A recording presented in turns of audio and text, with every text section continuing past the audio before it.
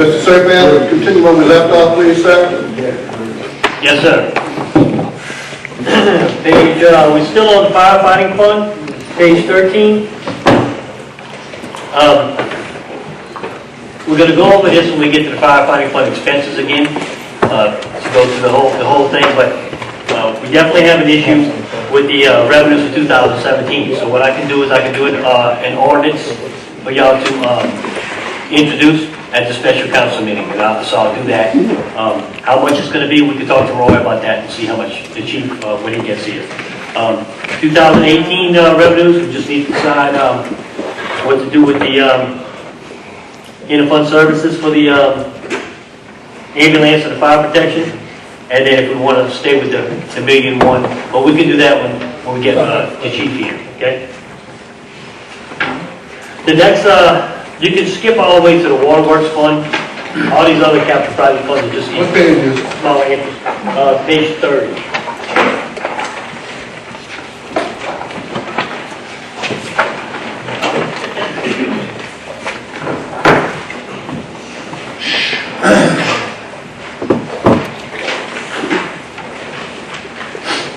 Page 10.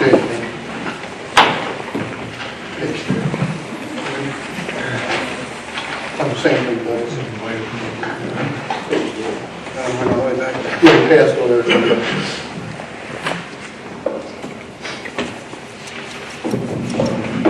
All right, Mr. Serpan. Okay, the only thing I have here is, and we're going to look at this again when we get to the capital projects.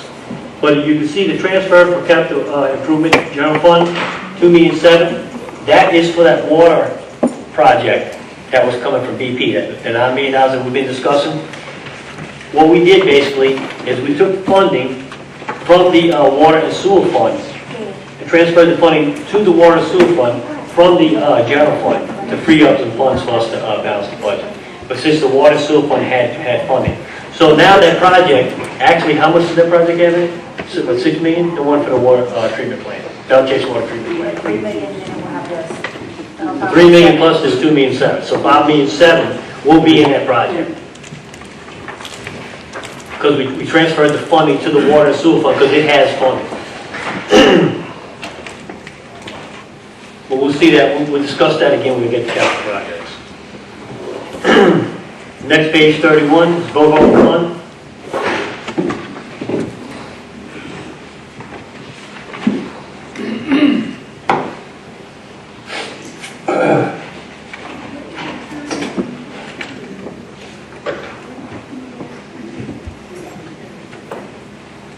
One question, Mr. Chairman. Tommy, why the decrease in the boat harbor funds? Well, when we did these, did the 2017 budgets, this was based on the new amounts that we're charging, and evidently these some of them were high. We didn't really have anything to go off of. How are we on collection for that? Well, like we were, we collected some of the stuff, but just some of So nothing has been put in place as far as evictions and things of that nature? No, not yet. I mean, I would recommend that we try to get people in there that are going to pay, or negotiate something to try to increase collections. I mean, I spoke to Shane about it and recommended, at the first of the year that we need to move on that. Something that should have been done a long time ago. Chair? Yeah. Is there a certain line item for the new harbor? No, there's nothing in there for that. We didn't put any revenues in for that. So if it's something you think we're going to collect in 2018, then we can Hope to. put revenues in there for that. Yeah. I mean, I have no clue how much it's going to be, but I can get with, we know how many slips and how much we're going to charge. That's the thing. So, I mean, that's something we can come back and put in 2018 when we start, when it's opened up. But I would hate to put it in there when we don't really have tonight. Well, we kind of put it in here all the time and we don't really get it. I mean, we anticipate that the slips that are rented are gonna be I mean, we can do it paid, if y'all want to. but they're not. Actually, it's probably a good idea too, just because of what Shane and I and a couple. We just need to try to figure out how much, or the charge is gonna be the same as, if, set us a thing, I need to know what the charge is gonna be, how many slips there are, and things like that. And then it's gotta be, how long it's gonna take to occupy the whole thing. But we can put some funds in there if y'all wanted to. I got a question for, Chairman. Yes, go ahead. Alternatively, the Board of is an enterprise fund, and it's still being subsidized by the general fund of council. Yes, sir, about $146,000, estimated 2018. We've been on this road for a long time, man. We get the water, we made people, pay water, got that up to where it needs to be. Now, Board of been promised us, and they never came yet. Was cut in half in 2016, it was 300,000 then, but it's still, Well, the people need to know that. The people need to know that. Any comment, Board Office? Next time? okay, that's pretty much it for revenues. I mean, if y'all want to wait, I mean, I have two amendments so far that were asked. I told y'all about the Avalon taxes, we're gonna do that one. And then the punitive damages, Mrs. Williams had asked to take that out. Is there anything else y'all want me to do amendments on? Mr. Chairman? Yes, Ms. Williams? I don't know, maybe we need to discuss this during capital outlay, but as far as the water project, is there any way, instead of doing the amendment that was proposed, and this may need to be an amendment too, to back the funding year back to 2019 instead of 2018, leaving the money in the budget and just pushing the project back? The way that would work is, if we did it for 2019, you would actually, there wouldn't be any funding. It's kind of like a wish list. So you don't actually fund it at that time, where it's going to come out of the budget. But maybe we could do that. We could push you back to 19 to make sure it stays on the, On the books, actually, yeah. That's what I would recommend. Would you still have to do your ordinance? Would we still have to do that ordinance that you're requesting to remove that 10? we still have to do that ordinance to take that $9 million, because since we're going to take the $10 million out as revenues, then we have to take that offsetting $9 million so that we're not in the negative. So yes, we still need to do that ordinance for 2017. And we can put that project in 2019, if you want to do that. And if we were to get those funds in 18, we can always move it up to 18? That's exactly right, yeah. Okay. We can, because if you put it in 19, it's really just, you're putting it there, It's a placeholder. but it's on the list, but it's not, right, it's not going to take up any money. Okay, that's what I would like. We can do that. Any other comments? Setbacks? Okay, the next thing is we can go to manpower.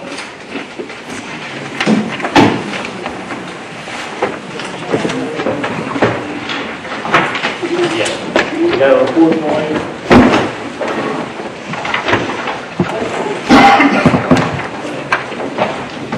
The tab is green tab, first green tab.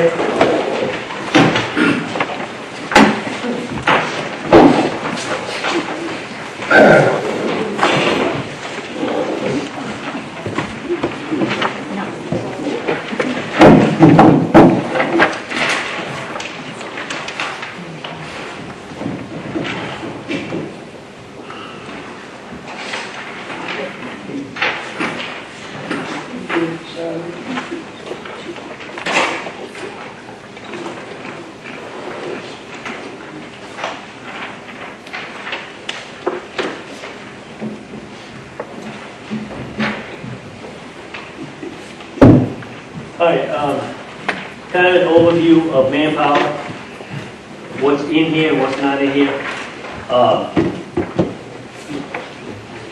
The merit increases are in here for 2018, 3% merit increase. A 10% increase for health insurance was put in.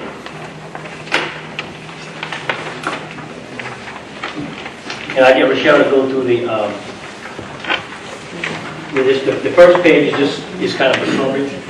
It tells you different things in there, and it covers relate to the colored pages behind that. Go ahead. Page 1 is the unbudgeted for 2018. All of these are firefighting positions. We did get a request. Has she got a mic? Yes. We did get a request from Mr. Roy to refund the training officer because that position has been filled since we presented y'all the book. Like I said, you can see it's all the fire operators for each division, and then one ambulance EMT basic. All of those total $641,000. The peak pages, these are the budgeted 2018s. In 2017, these are not funded. We funded 5 heavy equipment operators and 11 tractor driver 2s. Some of those are part-time though.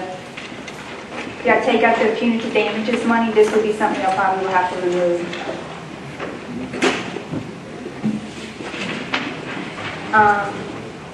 The blue pages is salary changes. This is bringing all the directors back up to $85,000. It's gray. What color? Looks blue on here. It's gray. Right. Oh, I'm looking on the screen. It kind of looks blue. oh, okay, that's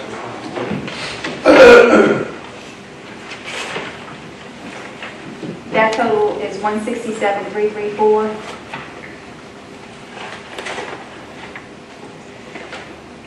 Is that purple? All right. The purple pages are just, these are unfunded positions, and we're just deleting them. These departments no longer exist, so we're just kind of cleaning up the manpower.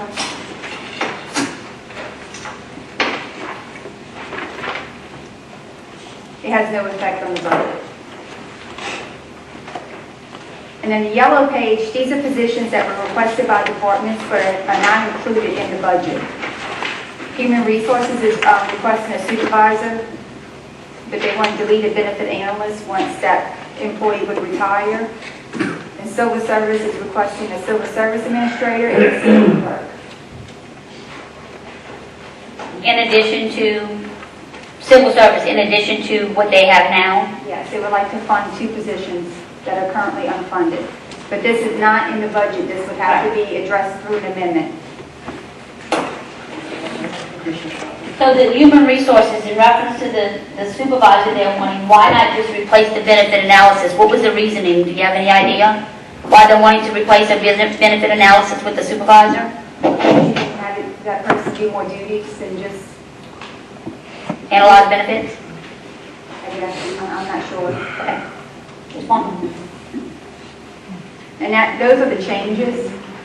If y'all want to go through the individual pages, we can do that. It's up to y'all. The report that was handed out, the top section is the vacancies that are in this report that we funded. They're vacant in 2017, but in 2018 budget we funded. That little pink section are the additional positions that were unbudgeted that we budgeted for 2018 that was on this page a little while ago. The back page or vacancies that have occurred since this book was presented. So in the budget, and currently in the budget now, is the merit increases, all vacancy funded, all the these additional positions, increase for insurance, 10%, Decrease in retirement percentage. and a small decrease in retirement. Right. They gave us new numbers for that. Mr. Williams? Yeah, so everything except what's in the blue, right? The $65,000, that is $65,000, the ones that I have, don't know what positions that have become vacant since we presented y'all the book. but that's not in the book, this right here. In the book, they're filled, they're funded. Right. They're funded already. Yeah, Yeah, what They're happened is, available now, not vacant. I mean, they're all vacant, not filled. but in the book, they're gonna be filled. They're gonna show it's filled. Okay, but it's not a change on because it's already budgeted anyway. We're just letting you know what has become vacant since the book was presented. yeah, you're talking about 2 months' time. But I would like to make a recommendation, and I don't know how my colleagues feel. I would like to unfund all the vacancies and fill them on an as-needed basis. I mean, I think we ought to keep the existing manpower that we have, that's just my recommendation, and fill on an as-needed basis instead of, since we're on a deficit, it seems like we're making do with what we have, at this time, due to the constraints on our budget. So that would be my recommendation, would be to remove all of the vacancies that were put back into the budget, as well as the additional positions that were recommended, which is what, 2.2, about 2.2 million? Now, within those vacancies, does include a director of administration. Okay, well then, I mean, that's what I'm saying, we can go through the list, yeah, and see which ones we absolutely need. I mean, we could do amendments by position, you know what I'm saying, instead of doing a whole group, doing by positions if y'all want to do that, but I think you really need to go through the list and see which ones. Y'all want to keep and which ones y'all want? Right, okay, Some of them are definitely. absolutely. No, I'm finished, sir. Councilman Dean, then Mr.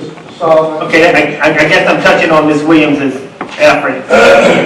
But the ones in the, I guess the first at the bottom, those are budgeted, In 2017, they're currently unbudgeted. they're unbudgeted? Yes. In 2018 budget, those were positions that were rebudgeted with the. Okay, that's where I'm losing in translation. So these are the ones in 18 that will be budgeted, but they're vacant. It's a vacant position, so you could, all right, so that, I'm trying to follow Ms. Williams. Okay, I'm good. Yes, my concerns are regarding the PIO officer. There was some concerns at the last council meeting regarding the PIO. Did we address and clear up any of the concerns regarding that position?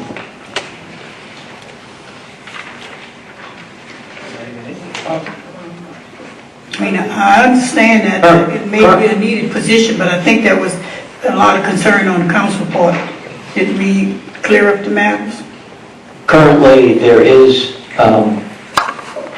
that position is vacant because of the need of a public information officer. We're making do with someone, a consultant, but there's a need for that position, a public information officer. I can't remember, I think that ordinance was introduced, and I can't remember what happened with it. I guess it brings me to the next question. Are you, do you have issues with the way the position is classified currently? I do, and I think we made a presentation on that last time, that that position should not be classified based upon civil service rules and based upon the Louisiana Constitution. Just to give again, that position was not classified until I think about 2013 or 2014. I would like to bring Ms. Ellen up and have her address the issue of the PIO officer from the civil service perspective. According to the Constitution and the way the rules are written up, that should be a classified position. And I had sent, when that position was created, we received a resolution from the parish council requesting to create that position. And it went before the board, the Civil Service Commission, and they created that position within the Civil Service paper. So that's when it was created, and it was created as a classified position. In order for it to be, I don't have it in front of me, an unclassified position, it would have to be a personal staff of the elected official. And I think that's where Mr. Quinde is going to say that that should be his personal staff. But it's in a separate department. It's not in his department. Mr. Cormier, what's your comments to explanation? I'm pulling up the civil service rule right now, and I'll read from it. It's rule number 3. I believe, let's see.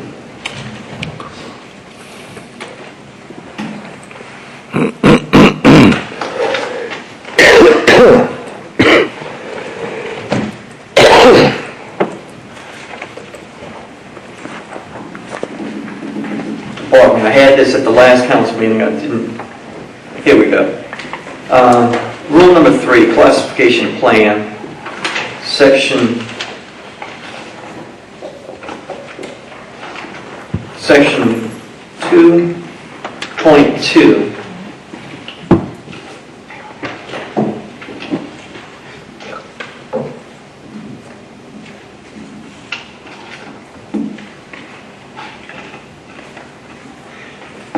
Section 2.2, subsection C.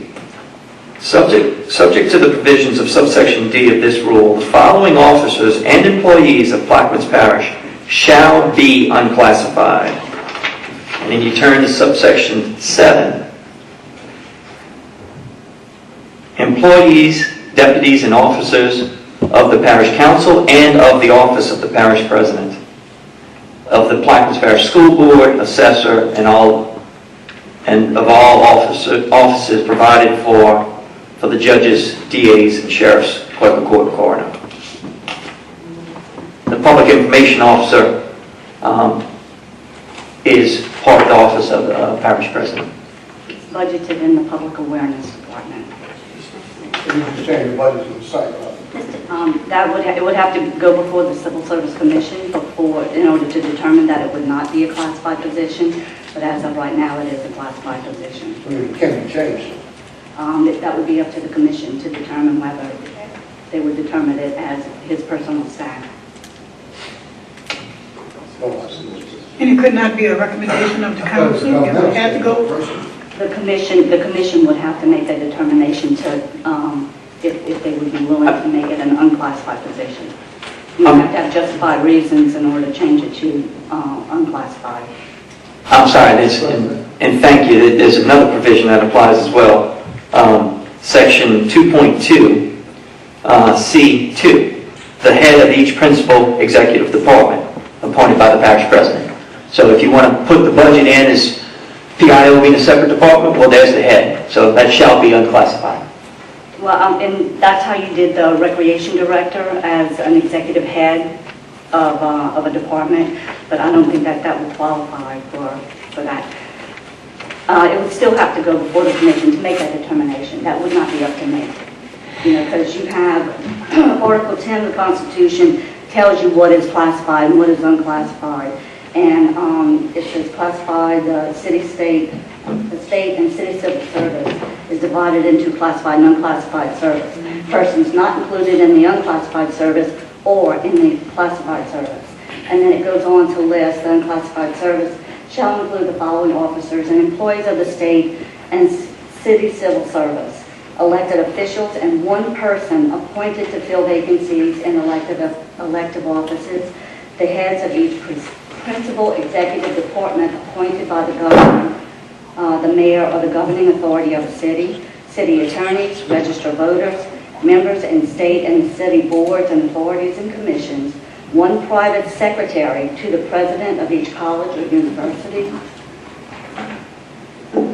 one person holding a confidential position, and one principal assistant or deputy to any officer, board, commission, or authority mentioned in 1, 2, 4, or 5 above, except civil service departments, members of the military or naval forces, teaching and professional staff and administrative officers of schools, colleges, universities of the state, of a bona fide students of those institutions employed by any state, parochial, or municipal institution, employees, deputies, and officers of the legislature and of the offices of the governor, lieutenant governor, attorney general, each mayor and city attorney, police jurors, school boards, assessors, and all of the officers provided for in Article 5 of this Constitution, except the offices of clerks of the municipal and traffic courts in New Orleans, commissioners of elections, watchers, and custodians and deputy custodians of voting machines,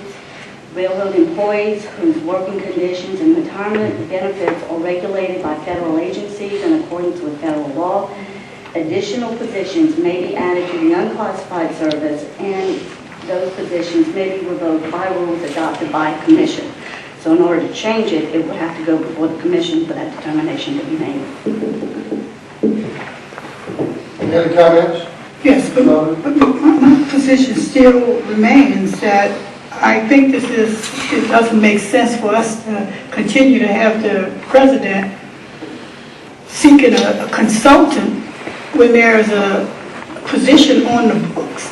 Now, if we have issue with the classification of this person, well, we need to clear that matter up. And if it means that we need to summons you to petition the civil service, but just to have it lingering and to force Mr. Cormier to continue working with a consultant when there's a position identified within the manpower. And I agree, and I mean, it could have easily been sent to us already to recommend to fill the position. And I mean, the only difference, I mean, with it being classified, you're going to make sure that the person that is hired meets his minimum qualifications, has the education and the experience to do what needs to be done in Manpower. And I think the reason the council submitted it was because they wanted it to be a public information for all public entities to be able to Well, that's submit their another question, information. Ms. Ellen. Now, I understand what you're attempting to say, but we know and you know that a PIO officer in the past didn't serve in that capacity. We know that. Because So they don't act like we want to set the record straight now with Mr. Cormier, okay? But still, my position is that the position is needed. Let's address it. You know, be it classified or unclassified. But just to have the position, or eventually you're going to have to eliminate it, that you're going to continue to allow him to hire a consultant. Another way to solve this problem, Ms. Audrey, if civil service is going to take an antagonistic position to this government, would be simply change the numbers, make it a different line item. This was done before, where they had unclassified public information officers. So, I mean, we can play legal games and the budget and everything all we want.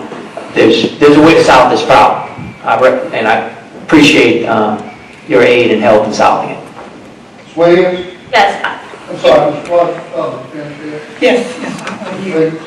I feel a public information officer should work for the government as a whole, not just for the president's office.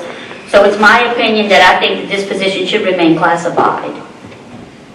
And I don't disagree with you, Ms. Williams, but just to have it lingering out there and not... No, I agree, right. You know, I just feel like we should come to some consensus on this. Because right now, he's still operating under a consultant. Right. Any comments from the table? Next item? Y'all good with manpower? Where is it? So y'all want to go through each page, or what we basically have is, We need to address it. the white pages is the manpower table that y'all get at every council meeting. It's just the current manpower table as of right now.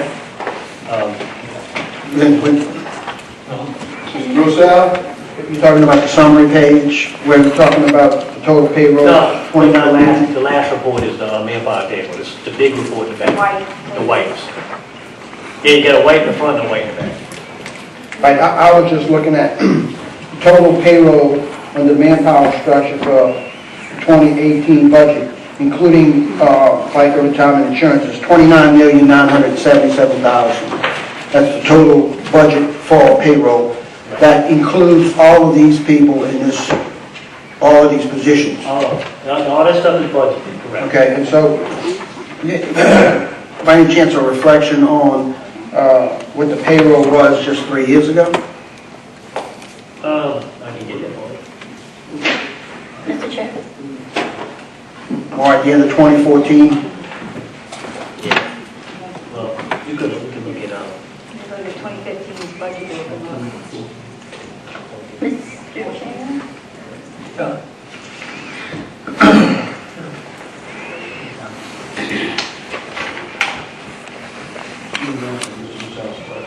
Okay. 2,000 black women.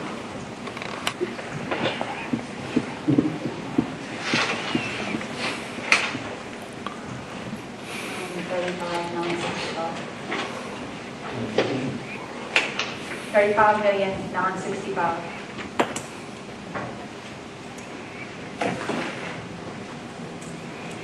That was 2015? 2014's proposed budget is $35 million.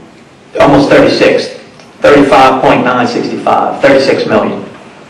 Our proposed budget is only 29 million for manpower. Rounding off, it'd be 30, since you just rounded off the other one. Okay, Fair enough. Vince? I just wanted to look at the difference, $6 million worth of payroll that the differential is, and considering, we talked about the $8.5 million note that we pay. The point in the discussion earlier was that if we didn't have to pay that note, and we paid the old note at $2 million, we'd be breaking even right now with a full payroll. Thank you. Councilman Black and Councilman Williams? Yeah, I just want to reiterate what Councilwoman Williams said, and I totally agree with that. So my recommendation would be to amend it by the total 65 positions that are proposed, and then as we go and speak to department heads, since we have, unless you guys have a new organizational chart or a recommended reorganization plan. Well, we got to Look off of- each individual one, so I mean, we did them individually, Some so, amendments. yeah. Yeah, the we had minute- the amendments already. We already wrote them out. Each individual one? Each individual one, right. Well, by department. Oh, you did right, Paul. I can change them. We can change them, yeah. whatever. Yeah, I mean, because we have 65 positions listed here, and we haven't spoken to department heads to find out which positions are critically needed positions and We what's, need to discuss that. exactly. As you go, we can do the amendment. Yeah, but this would be is a good guide. He's a good guy, right. That's what it was meant. Are there any recommendations on reorganization? Consolidation of departments or for manpower purposes? Councilman Black, as we just stated, in 2018 budget has a 3% increase, has a 10%, has several increases from healthcare. So when you back out inflation, so from 2014 to 2018, and we're still $6 million short of manpower. And that's just from 2014. So it's these, you noted it during the year. When it comes summertime, we have manpower shortages, keeping grass cut, providing services, heavy equipment short. I mean, we can go on and on, but that's your decision. Ms. Williams? Yeah, I just think it would be a good idea to go use this list right here. Now, the vacancies that are listed in orange, were those funded in 17? And just vacant positions, or were they not funded? First 46. The first 46, they were all funded in 17, but vacant. Right. And so they're vacant. No, right now they're vacant. And that's why we funded them in 2018. So I mean, they're all there and they can be filled right now. And in fact, they had more people on the vacancy list when we did this report with some of the positions to fill. Right. So 2017, this council funded all of these positions. I'm kind of in shock and awe right here. Why haven't we filled these positions?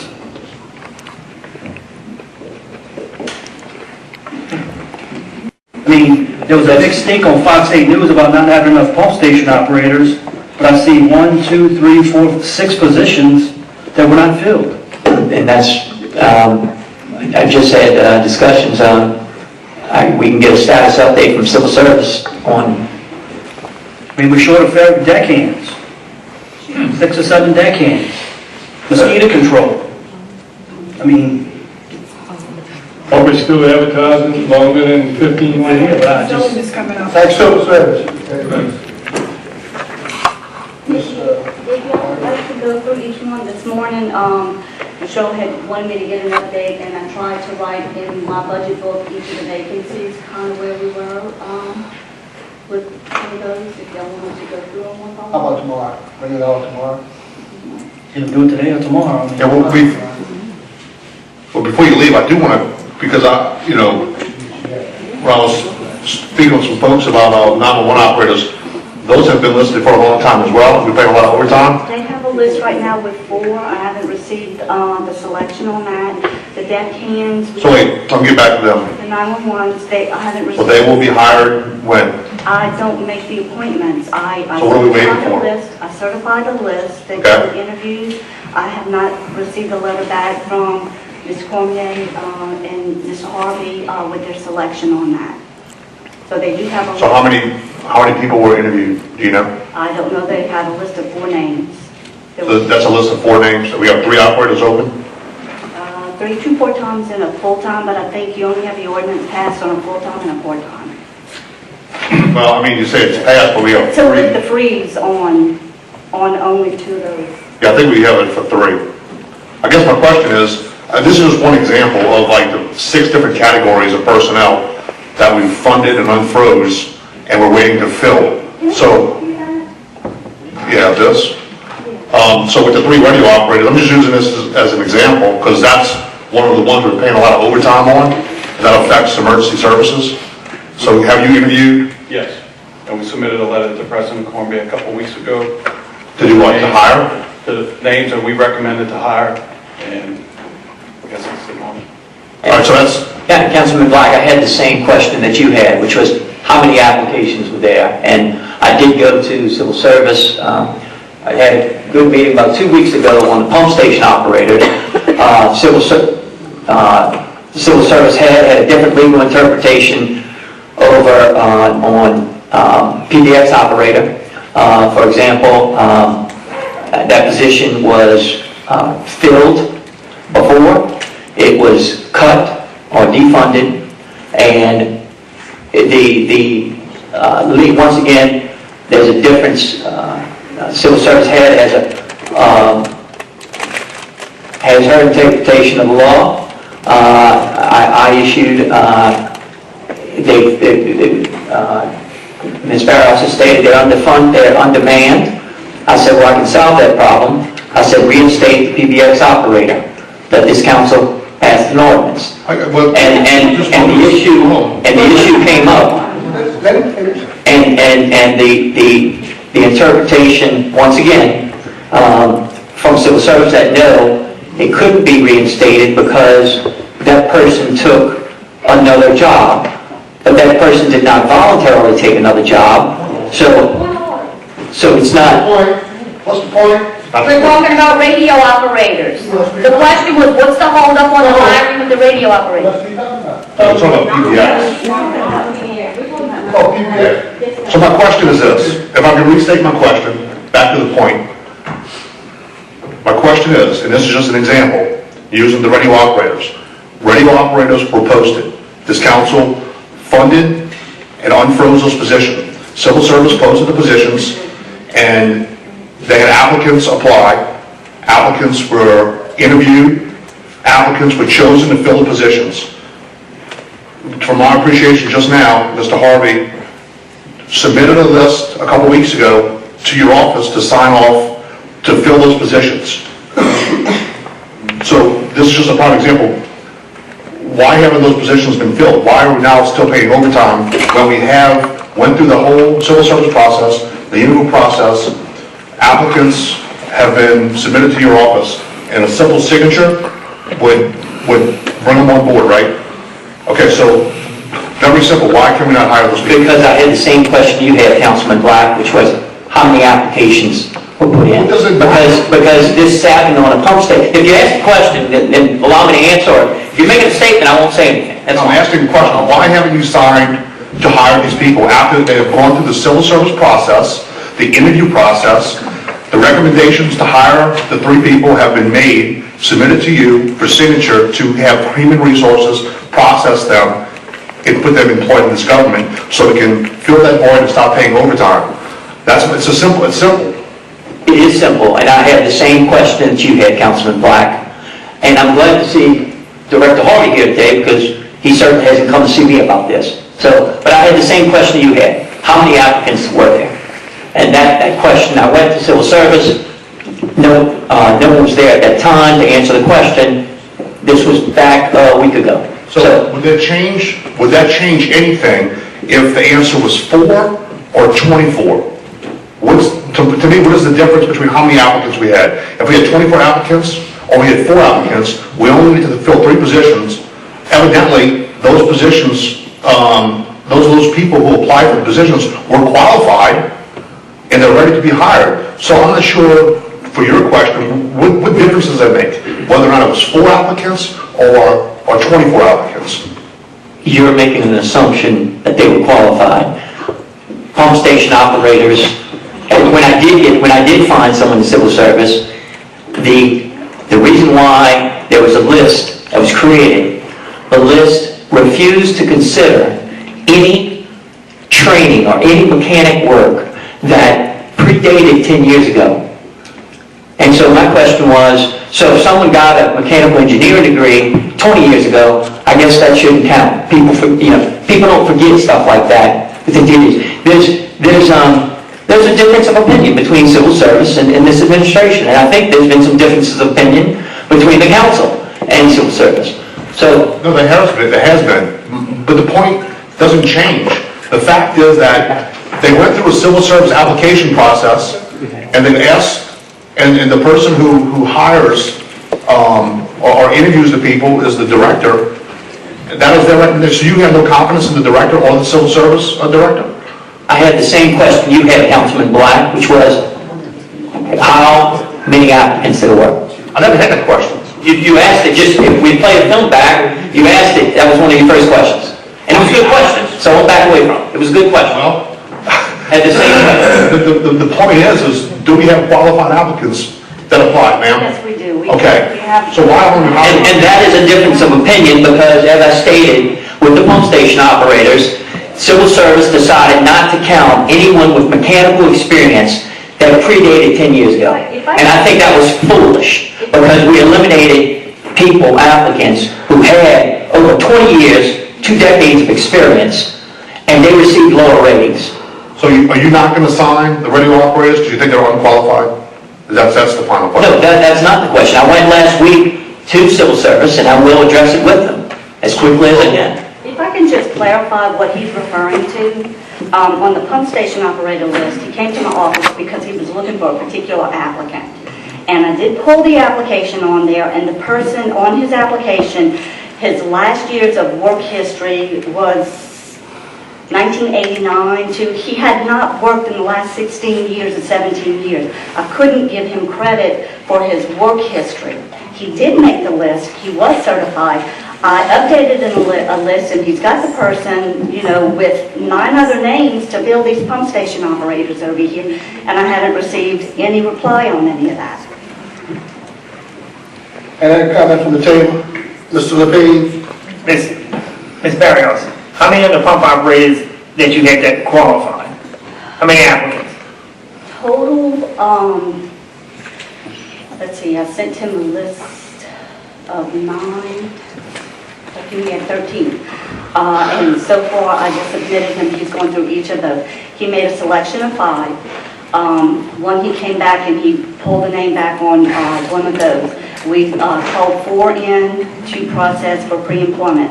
I have one that's a current employee that we're in the process. I think his paperwork may be going over for signatures from Mr. Cormier. I have a second one that is ready to work. She may have started today. There's one that declined the position, another one that he selected that when he came in to do the pre-employment information, his driver's license wasn't any good. So he no longer qualified, so we removed him, we updated the list. So you initially had 13. And so far he's gotten every name. Okay, now, how many qualified radio operators we had? Only the 4.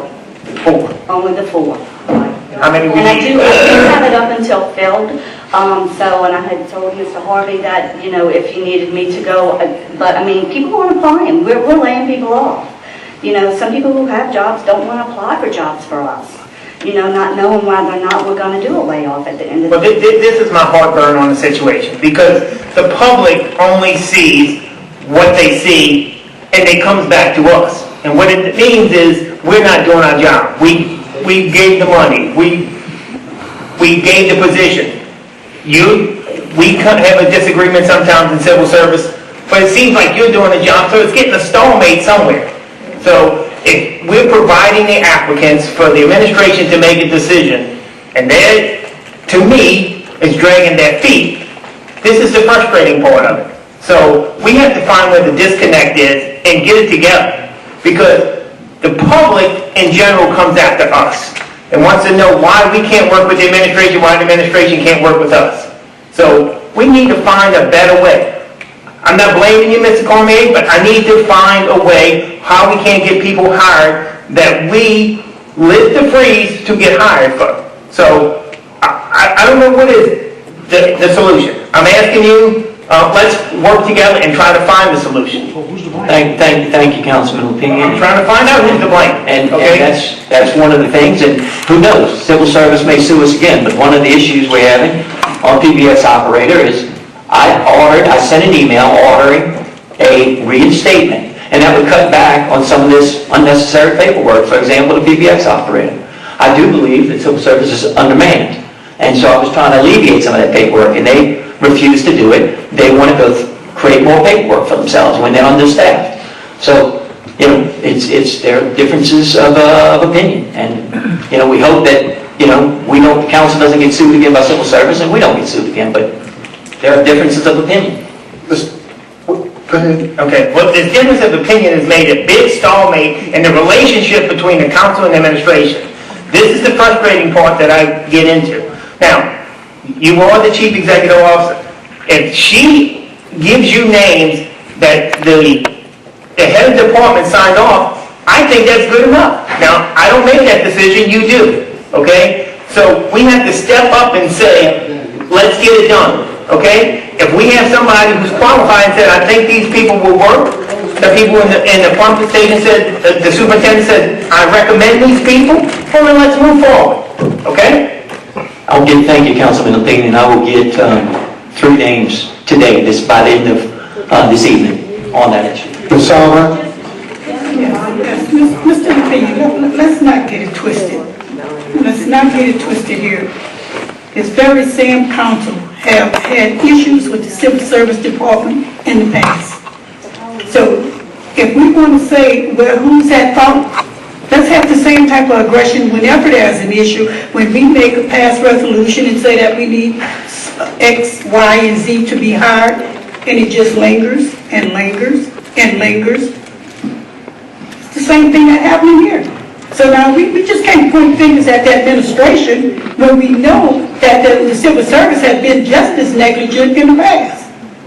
So your question that you raise is that we need to find out where the problem is or where the stall is coming in. Let's do that, but let's not point fingers at one department, because in my opinion, I think it's issues on both sides. I would just like to make a statement, getting back to the PBX, not the PBX, but the 911 dispatch operators. You have 3 vacancies, but y'all have only lifted the freeze on the full-time and one of the part-time positions. So if your intent is to fill all 3, you do need to pass an ordinance to lift the freeze on that 3rd position. Thank you. Any other comments from the table? Mr. Russell? So, before you leave, going back to the pump station operators, have you received paperwork to hire any? Yes, I had. How many? I had gotten paperwork to hire 5. And we have... And he retracted one of the names. I'm not here for the history, I'm here for the facts. Okay. 1, 2, 3, 4, 5, 6 operators are listed as vacant. You've got paperwork to hire 5 of You those? have 6 in the interim training, and you have 2 that are currently vacant in the department. So there's 8. So, and you have paperwork for 5. So you're waiting on paperwork for 3 more? He redacted one of the names. One of those didn't meet the qualifications. He didn't have a driver's license when he came in. No, that's all between you and him. Two of those 5 are being processed. Mr. Russell? Gentlemen, the details are between y'all. We are here just to fund the position or not fund the position. They're on a list here as possibly being unfunded.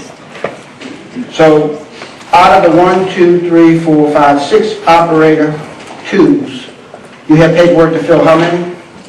I have 2 that's being processed to go to work. And the rest of them are in limbo? The others are on a list. I gave an updated list of 9 names for them to finish their interviewing process to make a selection. Okay. What about the operator? They have It's the same positions. the same 2 on this list, duplicates? I have one person going in the interim training department position of 1, and in the drainage department, the transfer is going into position of 9. All right, so And the one going in the interim has already been signed off. so you have to take and send us some names, and then that'll complete this list? Yes, sir. And just so the record's clear, I did adopt several names of the recommendations from civil service. One of those names, though, however, did not have the meet the license requirements. And that was one that civil service had cleared, and I followed that recommendation. Through no fault of civil service and through no fault of ours, that person was not qualified because they didn't have a license. So when he completed the application, he had a valid license, but when he came into All right. the pre-employment. Okay, like I said, that's between y'all. So the point I'm trying to make is that it's important for us not to unfund Right. these positions that are on this list. If we decide to start unfunding positions, these are people that we need to keep. Thank you. I'm going to ask a question. Has any of them ever sent a letter saying they were overqualified? No, Never? Okay. no. We have a point system that we use in order to rank each person on the list, which is what I showed to Mr. Cormier. We look at their education first, and they receive so many points if they have a high school diploma or a GED, an associate's degree or a bachelor's, and so on and so forth, in relation to the position that they're applying for. Any certifications or certificates that they may have obtained in relation to the position, they receive points for that. Then we look at their work history for the last 10 years, anything equivalent to or above what they're applying for, they receive, I think it's 4 points per year that they've worked in that. Anything below the position that they're applying for is 3 points per year. We take into consideration voluntary time, unpaid time. Then we give them points if they're a parish resident, and they get points if they're a veteran. If there's testing for like the clerical positions or the dispatch, they receive the points. So they are ranked on the list on their own accord, you know, for their education, their work history, you know, by their own skills. Let me ask you another question. If someone didn't work for 16 years, but he did work, he had his own business, does that qualify him? On the points, just for the work history, they would receive points for the last 10 years. But their education and If one had a college it would not education? disqualify them if they hadn't worked in the last 6 years, in the last 10 years. I got a They would- call, someone said that he had a college education and he had his own company for 16 years and he was disqualified. I'm just telling you. What you called me about? No, I had a call and that's the one. You know, so some of them, I don't know what's going on, but we get the calls, just like, just like Coach said. We get the calls when they disqualified or say unqualified, and I just tell them to go back to you and talk to you. That's all I'm You can saying. pull the application out and go over it with them if something's Because it missing. shouldn't be that hard. It shouldn't be that hard for a pump operator. But you would be surprised how many people don't complete applications. I understand it, but aren't y'all there to assist them? We don't always see them. They may come in from other areas, they can email them, they can fax them, so we may not see them. So if they don't fill it completely, they disqualify? If it's something that's needed to determine their eligibility. Okay. Any other comments from the table? Audience? Next item, please. Okay, so my understanding is we're going to take these as we go along, as we do the departments and then do the amendments at that point. Okay. All right, any other questions on manpower? If not, we can go to capital improvements. That is yellow tab, 5-year capital improvement plan.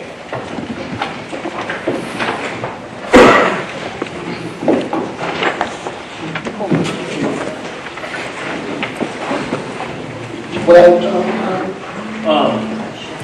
Yellow tab, 5-year capital improvement plan. First page is gray.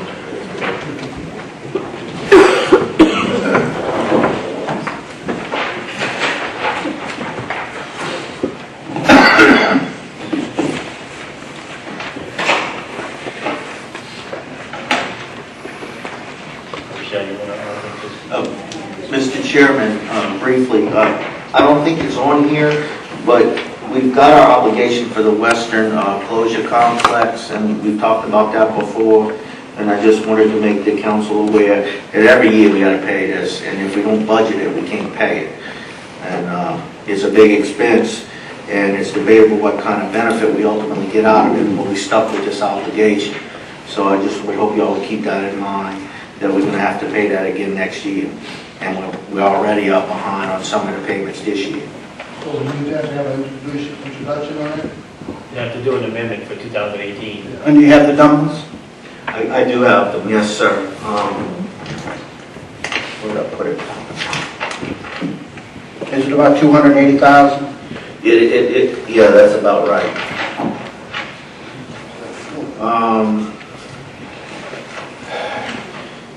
Yeah, it's 259,000 we owe, and I'm guessing 300,000 we're probably gonna owe next year. Because we paid some that was actually from 2015 is what we paid this year. And I do have the codes that used to be in the book, if y'all want that. We paid some, but it was arrearage. Yes, sir. But we still continue to accrue. For this year, right now, the last number I have is 259,000.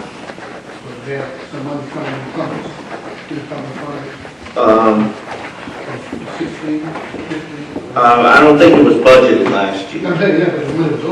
It was owed, yes. It's owed every year since they finished building that system. It's us, Jefferson Parish, and I think St. John and New Orleans. We all pay some. Oh, right now we're on this year. We were caught up to this year, but we owe about 260.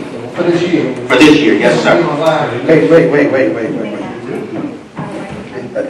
I don't know that we owe 260,000 for Well, that's the last number I had. 2017? That's the last number that I had, yes, sir. Right, but we made some payments on that. But I thought that was for last year's arrearage. I thought we were about 50,000 in arrears for last year. But anyway, Finance Department can tell us Yes, sir. where we stand on that. But the obligation for 2018 is you don't have. Well, we don't have it, yes, sir. I'll go to my office and get it. I mean, I have a series of invoices here that got kicked back to me when I sent them for payment because they didn't. Because we didn't have a budget going far. Were y'all fishing for that? No? We budgeted Yeah, 285. we got a budget in here for 17, nothing for 18. But for 17, you had 285? Correct. Okay, well, we must have spent all the money then because I got this kicked back to me. I've got, this is where I've got the 259,000 for. I have several invoices. That when the book was made, Right. on 12,000 is expense. But I don't remember seeing anything like that. All right, let's move on. Capital improvements, y'all in the gray sheets. This is a summary of the changes.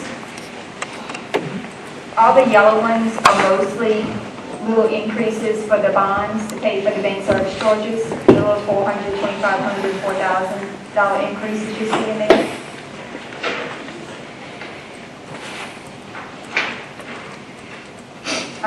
Number 12, drainage Main Street. The project is completed, so we're going to delete it. Number 16 is a funding source change. When we refinanced the bonds a couple of years ago, the refinancing cost was a little bit more than what we thought. So that bond no longer has enough funds to pay for this project, so we're going to switch the source to general fund. Number 21 is the project, the GOMESA project that we put the funds into, flood protection, operation, and maintenance.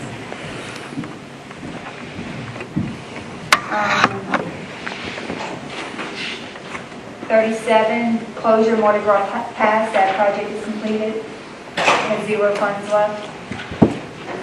Number 39, road maintenance parish-wide, that's the, that one and the annual wastewater project is the one we always put another year's worth of funding in. Road maintenance gets $75,000 and annual wastewater will get $1 million. Widening Highway 23, Engineers Road, that project is completed, it has $7,900 left in it. Let me ask you this, back on road maintenance parish-wide, for 2018, we don't have anything listed Because there. that was already in the current 5-year.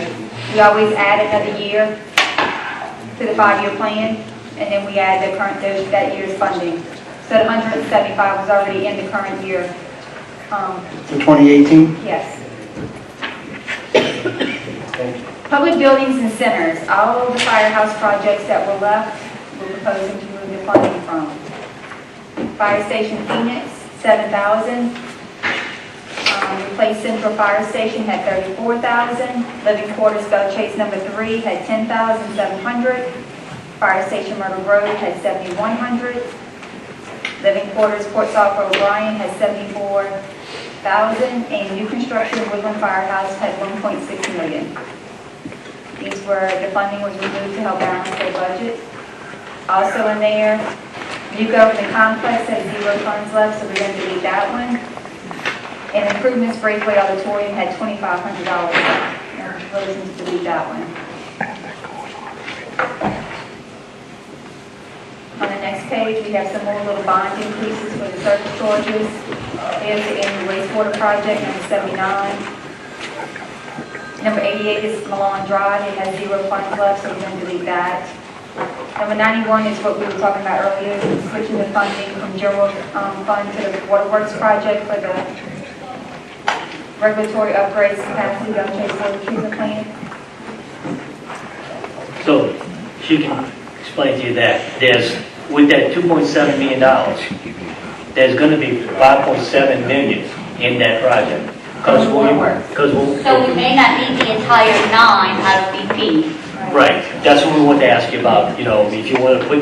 Okay, let's utilize what we can out of the water fund, because that's what that fund is That's exactly right, that's for. what we did, that's what we did, we took what we could out of the water fund, so that would free up some money for the And general. then the difference will come, I would recommend coming. Right, and what we could do, instead of doing the 9 million, we could do the 6 million, something to put in there to make up the 9 million. 6 million. Number 19, 9 and 3 are also to pay for the bank service charges for that fund. And number 104, we're proposing to delete the water monitoring SCADA system, which had 8,000 left. Basically, all the capital improvement changes, there's not very much left.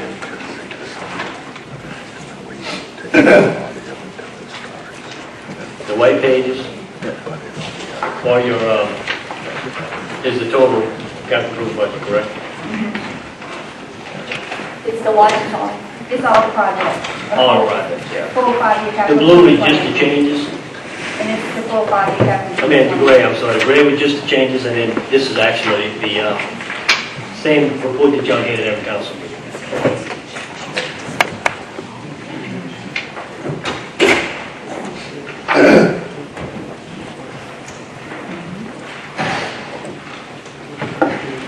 And then the, Taking out everything that can be taken out of that already.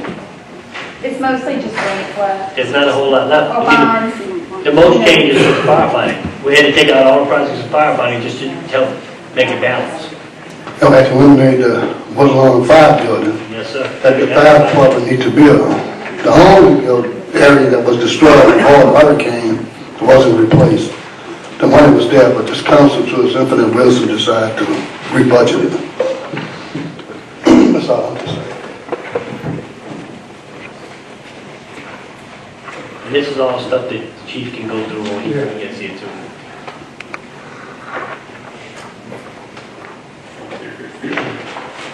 Any questions on capital improvements? 15, Grand River Repair Bridge subdivision. Can someone explain that for me?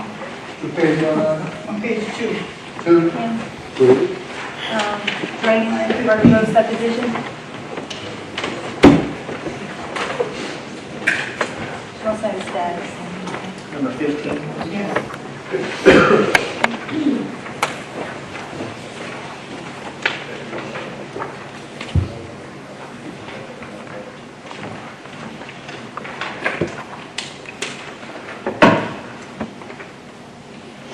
Good afternoon.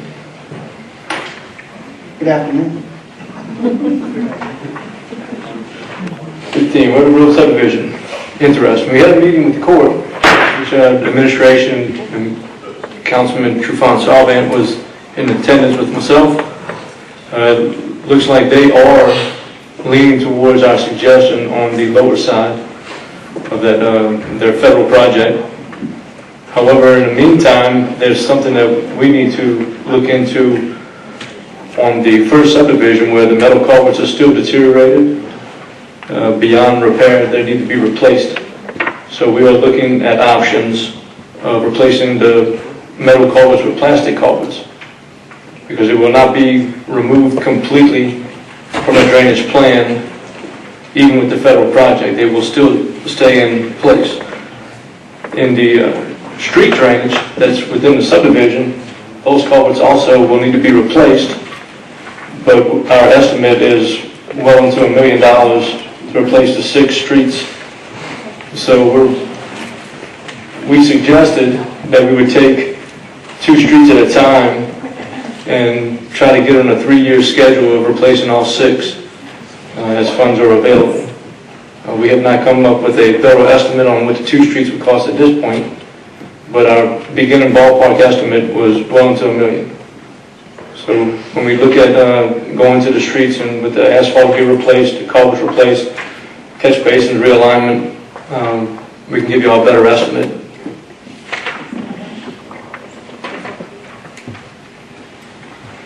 At this point, $76,000 is not going to do very much. It might buy some culverts for the parish to install in-house. Did we purchase about $155,000 worth of culverts last year? I think Mr. Wallace at the time purchased them, and they were sitting up on Barrier Road. We had Ms. Stanford verify those purchases. Are those the same size culverts that we need, or they're A2000s, but I'm not sure of them. They're actually metal culverts. No, Brenda said we purchased $155,000 and A2000. I'll go ahead and let me reconfirm that, and I'll report back to the administration, and they can address how we can replace the culverts. I don't believe they're plastic. I believe they're Maybe CMP. I'm not sure why we buy CMP, but I think, if my memory serves me as well, Councilman Black, the problem in Murder Grove is that's brackish or salt water, and those are metal pipes. that's why I have no idea why we would even buy CMP anymore nowadays, especially where we live.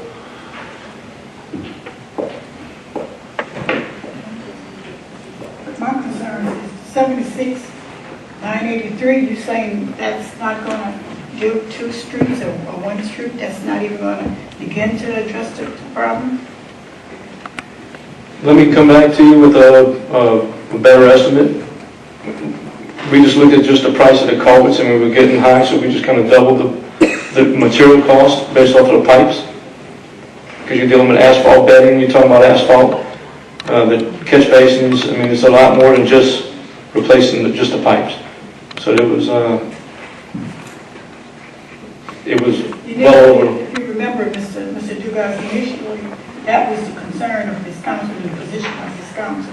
Because Mr. Wallace had insert smaller culverts than what was originally there, we agreed that we would go in and just put the same size culverts that was in the subdivision before, because of the financial constraints that the budget was in.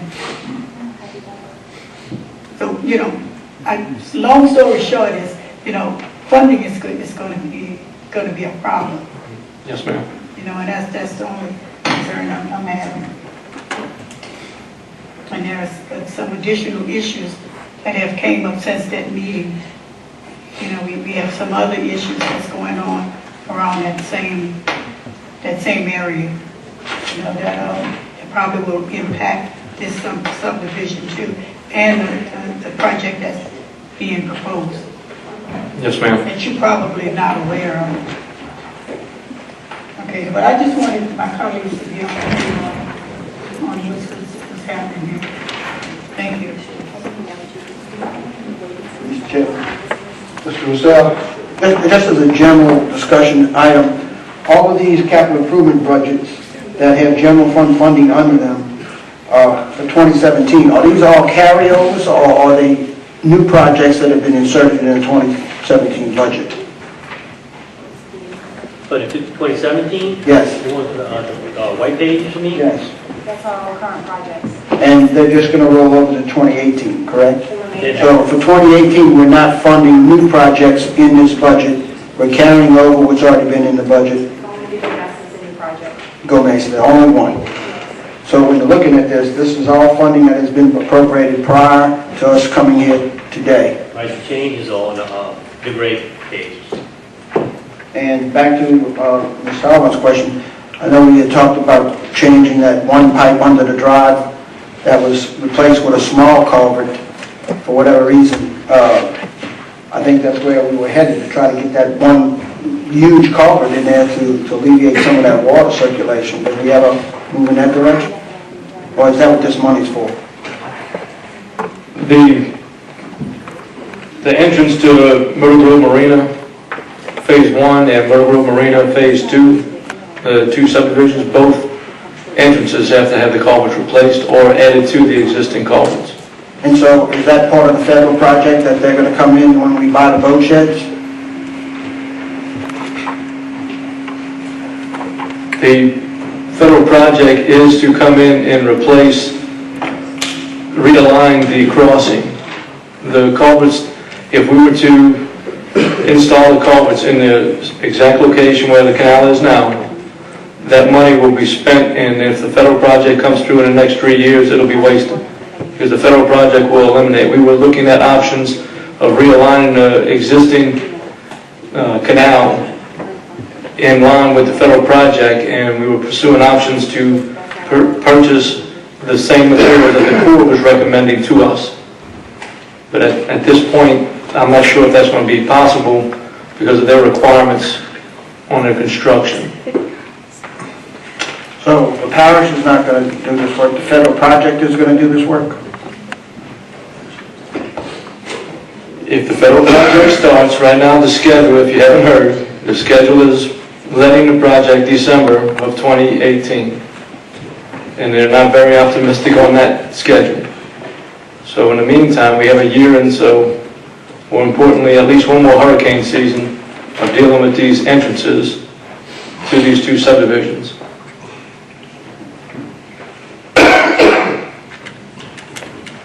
So we can add more culverts in the same location, or just replace the 48 that's there with 272s. We can use some of this money to buy some of that pipe. I just don't know if that's going to be enough for both roads. So the decision is whether or not we put the entrances or we do the interior drainage with the plastic pipe, is that the decision? You have to repeat that. The decision is we either take and we do the driveways with the 72-inch culverts, or we let the players do that and we go into the interior of the subdivision and change the rotted pipes out with plastic. Yes. And the north subdivision doesn't have metal pipes, it has plastic culverts. The only problem we had with the discussion with the Corps was they're proposing to put another culvert under the proposed levee with a gate, and we're trying to eliminate that from happening again. Wait a minute. The Corps is actually allowing a gate under a federal levy? Under a federal levy? We've been successful at talking them out of the lower subdivision gate. That's a revelation to me, since they don't want anything under the levy. They want everything on top. But if they're willing to put a gate in the federal levy, that's impressive. Yeah, but he doesn't want it. I know he doesn't want it. The Corps never allowed it. Now they're saying, he's saying they're allowing it, or they're doing it. That's the pressing part to me.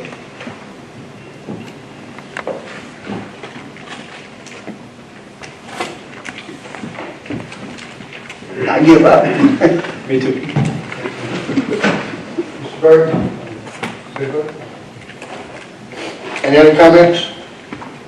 Mr. Chairman, in terms of the Scarsdale pump station, at some point, the government's going to have... We need to take a 5-minute break.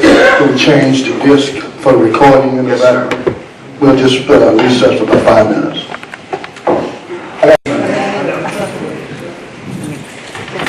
Yes, sir, Mr. Chairman. I wanted to discuss the Scarsdale pump station lift. This project's not funded, but at present, the pump and the station are both lower than the levee on both sides of it. So on that side of the river where we just completed raising the levee, it's essentially the lowest, weakest point in that whole system. And water is naturally going to flow through that area. It's about 8 foot shorter than the rest of the, it's 6 foot shorter than the rest of the levee surrounding it. Now, there is already a design to lift the pump and to fix that so that we don't have that low spot in the levee system. I mean, we put a large investment in that levee, and if we leave that low point, it kind of negates the whole investment. So I would just like y'all to consider that project, which is not in the list currently, but it is something that's probably a priority, especially for folks that live on the East Bank. It's a $10 million project, 75-25, so it's 2.5 million eventually. I don't know where y'all gonna get the money for it, but it has to be done at some stage, because otherwise, like I said, it will negate the value we've already put into that levee system. Thank you. Having expressed that threat that we face, does the administration have any temporary emergency plans in case they have to sandbag or mitigate the threat? Yes, sir. Whenever hurricanes come, we build it up with sandbags and do what we can to try to get it up to the same level as the rest of the levee. So there is a plan in place, and There is a plan to mitigate, but again, it's an imperfect plan in the sense that, it's sandbags. If you get enough water pushing behind that, it's going to knock that loose. But we do have a strategy in place that we've been using each time we have an event. So, to my mind, it's a priority because of just the dynamics there. But I do understand that we have a plan. It's a temporary plan. It's a Band-Aid, but we do have the Band-Aid.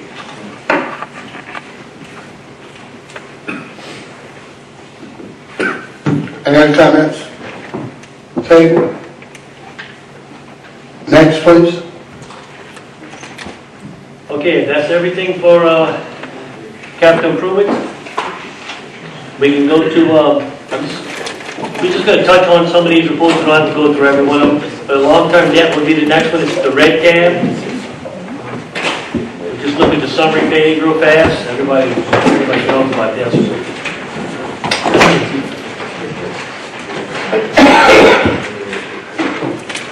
We go to the second page, first page, just title page. This gives you a summary of all debt. Each issue.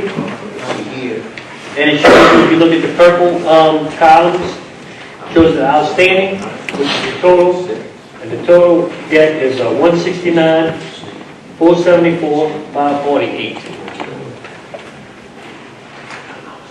And you can see each issue. Now, if you want the details of what the payments are, how long the issues are, anything, it's all behind here. So you can go to each individual issue behind the summary page.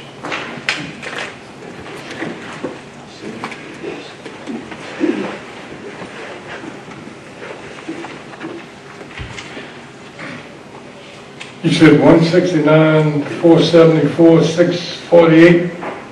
548. Okay. I got it. That's principal and interest.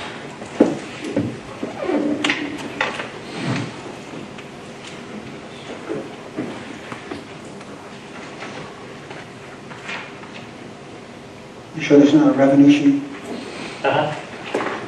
You sure this is not a revenue sheet? No, it's not.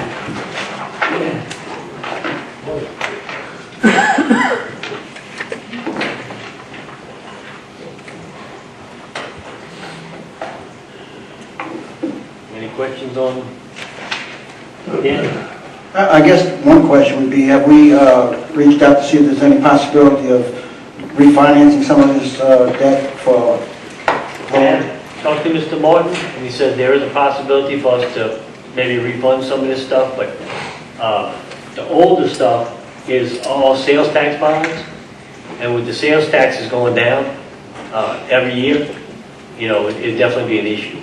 Right, but from 2007, that's sales tax as well?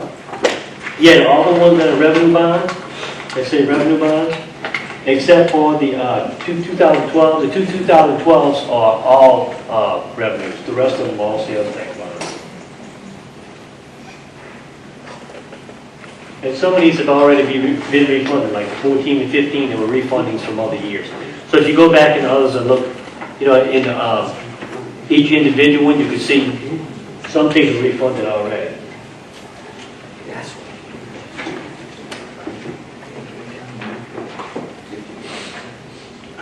So is that something that we're going to look towards 2018 or doing and try to refund some of these? I could talk to Mr. If Moore. there's a possibility of savings? Yeah, we could look at it and see. Without extending time frame? Right. I mean, you just gotta watch it, because sometimes the fees cost you more than, you know, once they put the fees in, it costs you lose money. We've never had that experience with you before you dealt, have we? No, absolutely not.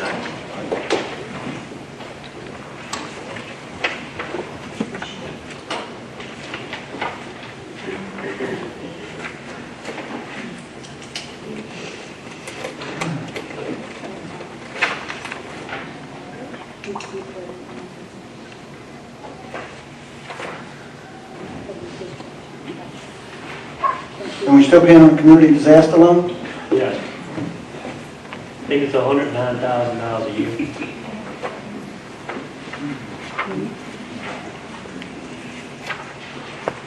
No chance of getting forgiveness on the rest of that? Well, it was a lot more than that, and they got it knocked down to like 218. Oh, a year. Okay. Yeah, I was thinking. I mean,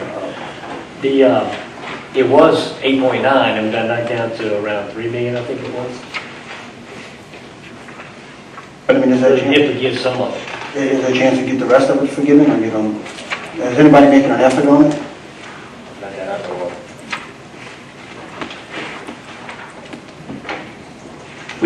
We did in last year's trip, when we proposed the global settlement, that was rejected.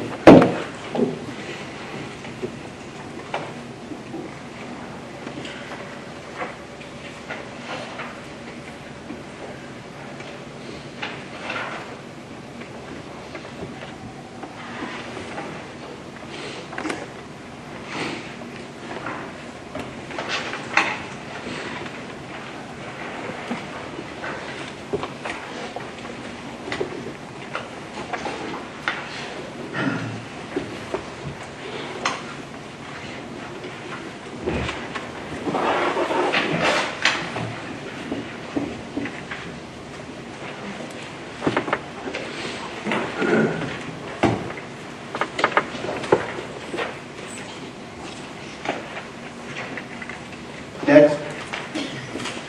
Okay, the next tab is increases, decreases. Not going to go through this, I'm just going to tell you basically what this is if you want to go back and look at it. This is just something that we're required to put in the budget. It's significant increases and decreases, so we just go through and look at stuff large. We'll go through and look at large increases and decreases and put it on here and give a little example, explanation of what it is. Councilman Black? Yeah, why you go to page 2. Okay? We have 2 members in the audience right now, so I want to, instead of having them wait for a long time, we have a Council of Aging and Okay. on Aging and the YMCA. We also have, Care Center. we also have, But you always like to stay the whole time, you know? we also have LSU ag. This is all on page 2, right? Well, yeah, let's go to, if we're gonna go to those, let's skip to the expenditures, pink tab. I was gonna pick those, I saw them already, let's do it, but we can go to them now. So- Okay, I just saw it on page 2, that's why I was No, saying. that's fine, we can go to them now, and I can, each, expenditures. Go to the pink tab. Now, let me, before we get them up here, I'm going to explain these different reports. You know, there's a lot of summaries here that we have to put in the book. You got a department summary, you know, and the blue pages. Actually, the green page is the fund summary that gives you the total of each fund. All expenses. You have the blue page, which is the department summary, which tells you how much is in each department, summarized. A division summary that breaks down into divisions. The one that I think that we ought to go to is the gray page. What this is a department account summary. The white pages, and we can jump back and forth to the white pages. The white pages breaks down each division. So if you have maintenance, say maintenance for instance, every building that's in maintenance is in the white page. So we don't really want to look at every one of those buildings. I mean, if y'all do, we can. But if you look at the gray pages, it puts maintenance as a whole all together. So when we get to those departments, if you want to go through and see each one of those, like you say, okay, how much does it cost for this building or another building for electricity, stuff like that, then we can go to the white pages. All right, so let's take a look. See who would be first.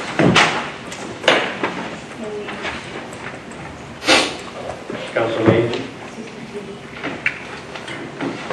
Council on Aging.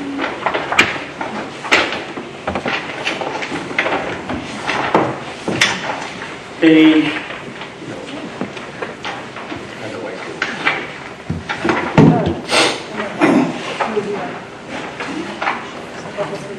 Page 45 would be great. Right? Real white. Gray. Page, gray, we're going to work in the gray pages, and I can jump back and forth if we need to.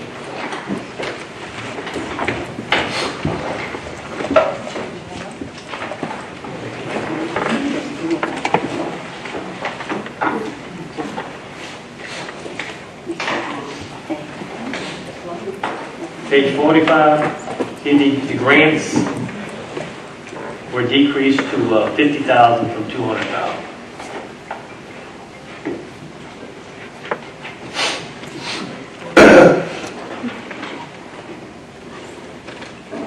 Comments from the table?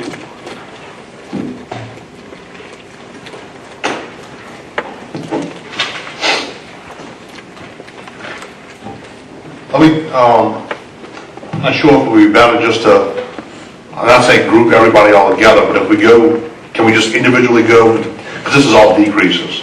So Council on Aging is a decrease of 150, YMCA is a decrease of 200, Care Center is a decrease, I'm not sure exactly how much, and then LSU Ag is a decrease, just 50, just so we can get an idea of how much the decreases are and what those percentages are. That way we can kind of at least have a running tab of how much we've decreased, and then go department by department. Okay. Not department, but grant by grant. Yeah, I'm sure that's easier, so we don't lose track of,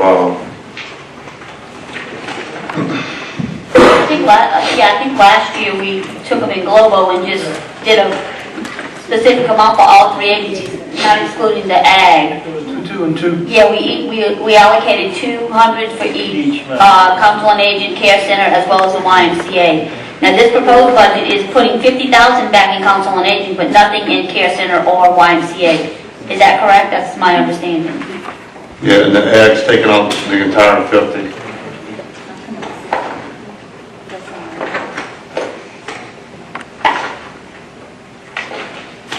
So it's a net 600,000? 600,000, yeah, that's what I have. Yeah. Actually, No, that's like 600. last year would be 650, including ag. Yeah, but it's a net 600. We have 50 already in. Because your 50 is going back to Council on Aging. Right. Minus the 50. 150 for council on aging, 200 for care center, 200 for the YMCA, and 50 for... 250, that's where our 50s are. No, we No, allocated it's 200. 200. Last year we 200 last did year. 200 for all three of the. 600,000. The request was Yeah, it was 246, and then another 150 for them, which is 750 minus the 100 grand, so 650 net. It was 250 Rochelle requested, but we amended it at the, Right. we decided. 250 for the YMCA. Oh, okay. I don't remember who. I recommend putting them back whole if we can fund them. One point we've got to decide on, that we talked about and never moved on, is the revenue stream.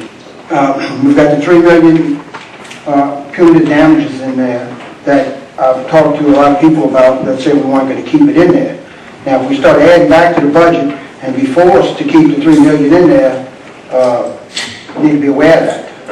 Because we're backing into a budget that has, in my opinion, unreal revenue in it with that 3 million of punitive damages. Do you want to vote on that amendment now? But I would prefer that we all understand what we're doing before we start putting back, if we're going to wind up taking it out at the We end of the got day. it designated, started out 444,000. So take that, and I think I had 300,000 for you for the Avalon taxes. So about 750,000 now. That's how much unreserved and designated is, you know. If you're gonna put the Avalon, of course you're gonna do Avalon taxes, you know, that's gonna increase. So that would make you unreserved and designated around 750. And when we get to these other agencies, as far as the care center, I'd like to see their budget and their payroll before I make that decision. So I don't know if you're prepared to do that or not today, but as far as grant money goes, I would expect to see some backup on all of these departments before we just start giving out grants. I agree with Mr. Lucille. Was there a motion to move on the punitive damage? I'll move to take out the $3 million in punitive damages if you want to do that now. He revenues that one in the Avalon. I'll- The increases. Yes, I'll do both of them at the same time. Okay. I'll second. The Avalon is gonna be, you're gonna have several pages because it's for each different fund. There's like 5 pages, I think. And then 1 page for the punitive damages. And if we decide to go back with the 650 total, I think that's the negative that we're at now.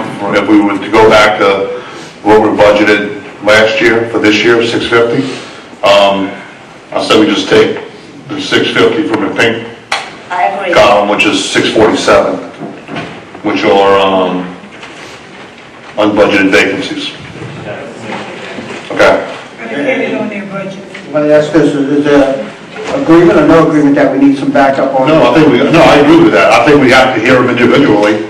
I'm not saying we're going to give them a blanket 200 or 150, whatever they got last year, have them come up and have a discussion, and then we can make a decision on what we want to give them. But if we want to give them, replenish them what they had last year, here's the 650 that can do it, if we decide to do it Right. 100%. Now, the punitive damages, when we take that out, that's gonna come out of the BP designation, okay? All this is hinging on the 2017 amendments that ordinance that we need to do also. But the 3 million is gonna come out of the BP designation money. Now, you still got $5.5 million coming out of BP going to unreserved and designated that you're gonna have to decide if you want to do it. Wait, I'm not following you on the 3 million that's coming out of BP. That's a different settlement than we already have. Well, because we put the punitive damages, when we put the revenue in, we put it in BP designation, because it is BP money. Oh, that's where you're anticipating to be in. Right, so we put it in designation, so when you take that revenue out, we're gonna take that out of that designation, okay? So it's not gonna affect your unreserved undesignated, is what I'm saying. Right, okay. That number's gonna stay the same, but you do have $5.5 million coming out of BP going into unreserved undesignated, so we may have an issue there. I mean, there's a lot of pieces that have to fall into place. You also have to pass the 2 ordinances of 2017 for the 10 million and the 6 million. So, which can't be done at this stage. But as you look at the overall picture, you've got $8 million right now of BP money balancing this budget. $5 million of it we agree that we'll get this year. 3 million of it, we don't know what we will get and how much we will get. And that's my intention of taking that 3 million out. But I think the point's well made that we are balancing this budget on one-time settlement money of the 5 million that he referred to. So at this time, I'll offer the amendment miscellaneous settlements, BP punitive damage decreased by 3 million, and at the same time, increase the tax ad valorem budgets as distributed, $173,880 for parish ad valorem on general road maintenance by $71,740, public health by $47,510, waste disposal, solid waste disposal $189,080, and library services $47,510, and waterworks and sewage by $190,040 as increases. And I'll offer the amendment. Offered by Councilman, second by Mr. Burke. James O.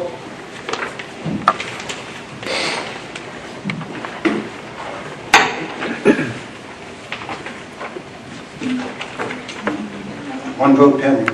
Yes, I can't think of it.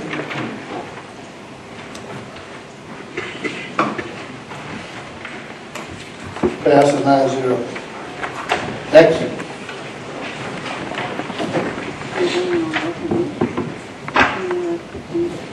we want to bring up each grant applicant individually? Yep, we can. Mr. Chairman? You have the floor. Yeah, I'll say we start with the council on aging there. All right, let's go. Council on Aging. Thank you, Mr. Chairman, and to the council and the president, thank you for allowing me to come before you today. First of all, my name is David Lewis. I'm the executive director for the Blackburn Council on Aging. The other day, I received a copy of the Blackburn Gazette, and looking through it, I saw the proposed budget for the Council on Aging. First, I want to say that I'm very appreciative to the funds that this government has given the Council on Aging over the last couple of years and years before. And when I look at the budget, the funds that come from the Blackburn government is 40% of the Council on Aging budget. The GEOA provide funds, and those funds are specifically for the Meals on Wheels, the food, the different programs. But they don't provide funds for administrative function. We have 12 people throughout the parish that manages the Council on Aging. As you know, we have 4 centers, one in Blueville, one in Davant at the P.B. Griffith Center, one in Port Sulphur, and one here in Belchester. The $150,000 proposed reduction in the funds from the government will significantly cripple our operation for the fiscal year 2018-2019. And as I said earlier, those funds are about 40% of our budget. And the total administrative cost, meaning the salary and the benefits associated with the salary, is a little over $240,000. So if we went that route, and I can appreciate the major challenge that this government has, we would not be able to function. Plain and simple, we could not function with a $153,000 reduction in the funds. The GEOA requires that in order to get government funding from the state, which come down from the federal government, is to have at least one center in each parish. So if that became the case, that we would have to shut down at least 3 other centers, that would be devastating to our organization. And the passion part about this, without the finance, is what that would do to our senior citizens of the Blackburn Parish. Right now, we service right at 200 senior citizens throughout the parish. both going to the centers and also the Meals on Wheels, that they call it, the meals that we give our homebound citizens.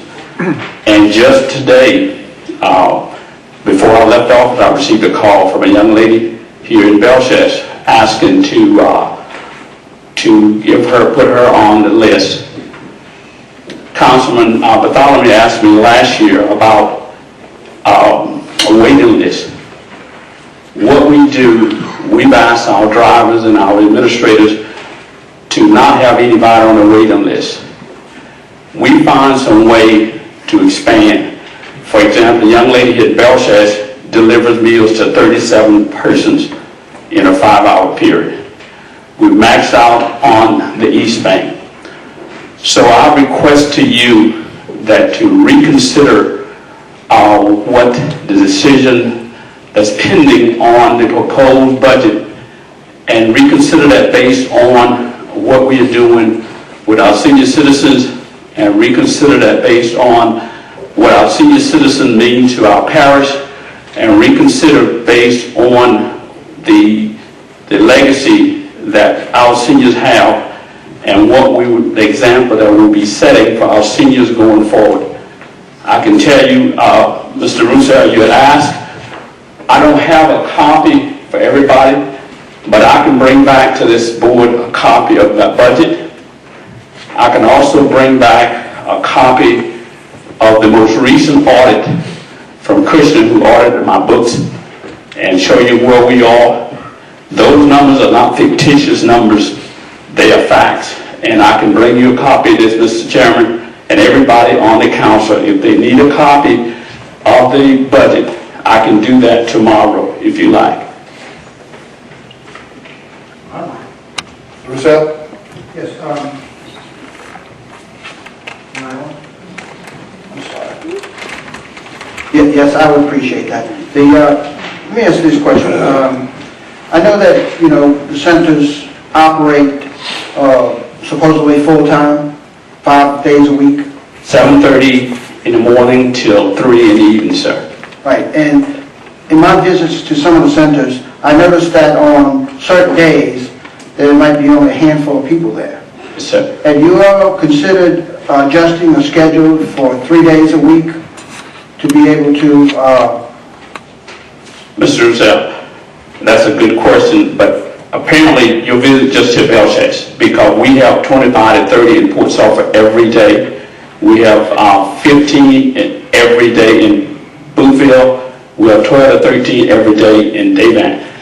The state had given us, we're supposed to have 20 people. The state gave us a waiver in Boothville because of the citizens there. They gave us a waiver in Daybank because of the citizens.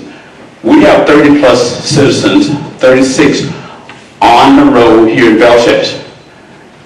But if you talk to the seniors, they come on Wednesdays, and then they have 25 or 30 on Wednesdays. On Monday, Tuesday, Thursday, and Friday, it's like 7, 8, those that you're talking about. And when I came on board a couple of years ago, a year and a half ago, I addressed that, Mr. Roussel, and they told me there are other activities that they're involved in here in Belchester. In Port Sulphur, pretty much, we're the only game in town. Same thing in Boothville, and same thing in Venice. But in Belchester, it's a little different story. But you're a ballot person. We have reached out, and we have a program going on right now. We signed up 2 citizens last week to get them more interested in the other 4 days a week. To answer your question about 3 days, the GEOA would not allow that to get those funds, because they don't they consider that not as full-time, as part-time. And the council on agents should be full-time throughout the parish, sir. So then, there is an active recruitment, so to speak, of trying, if you had more attendance, would your funding from the state go up? As far as the meals, yes, sir, meals and Meals on Wheels, both of those will increase the meals there. But the salaries is stable within our group. So the government, the state of Louisiana gives us funds based on the number on the roster and based on the meals that we provide daily Yes, sir. And so I guess that's where I was really headed. I realize you have a fixed cost on employees.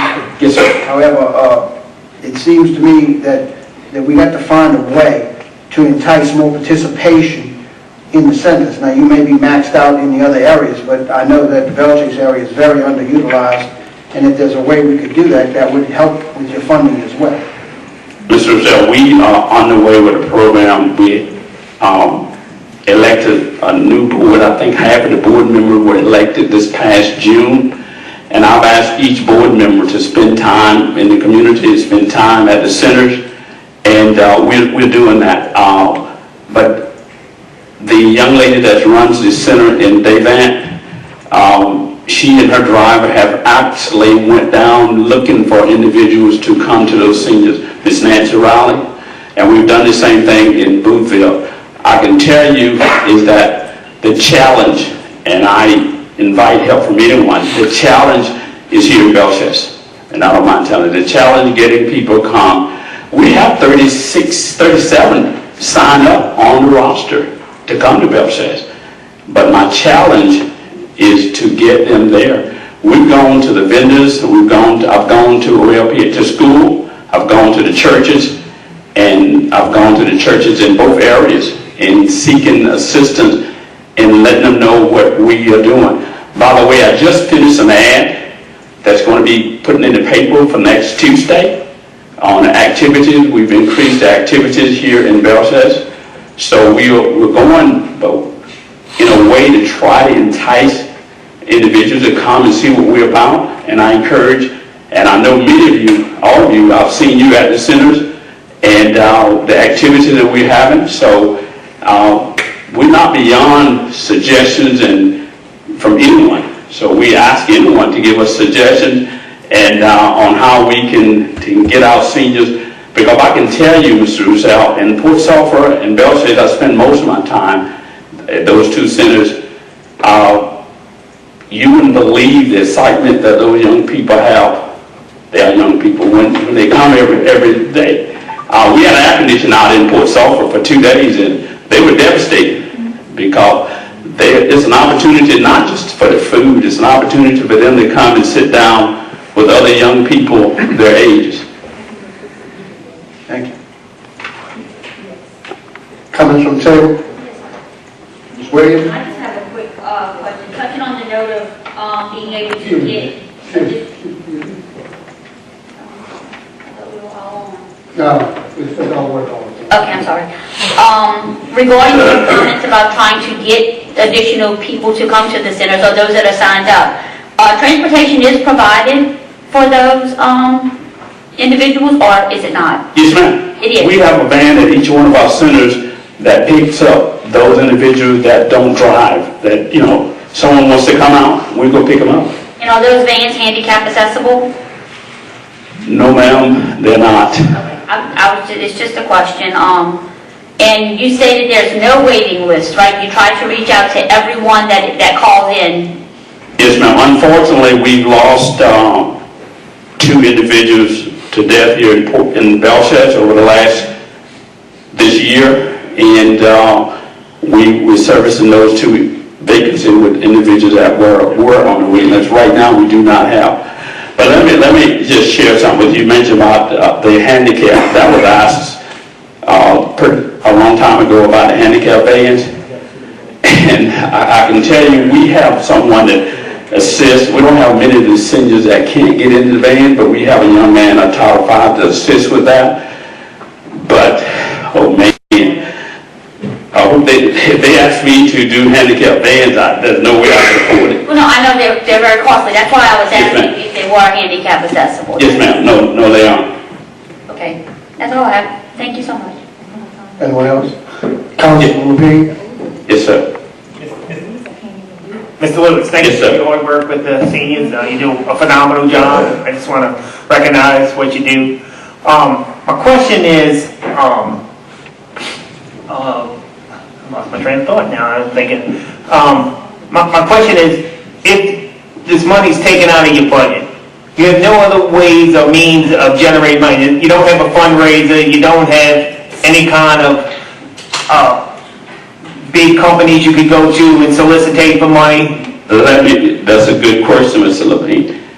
I've written letters to companies, I don't mind saying, here in Belchester, Chevron has been a big supporter, as you know, of the council. When the van, we had to park a van, and I reached out to them. They don't do capital monies.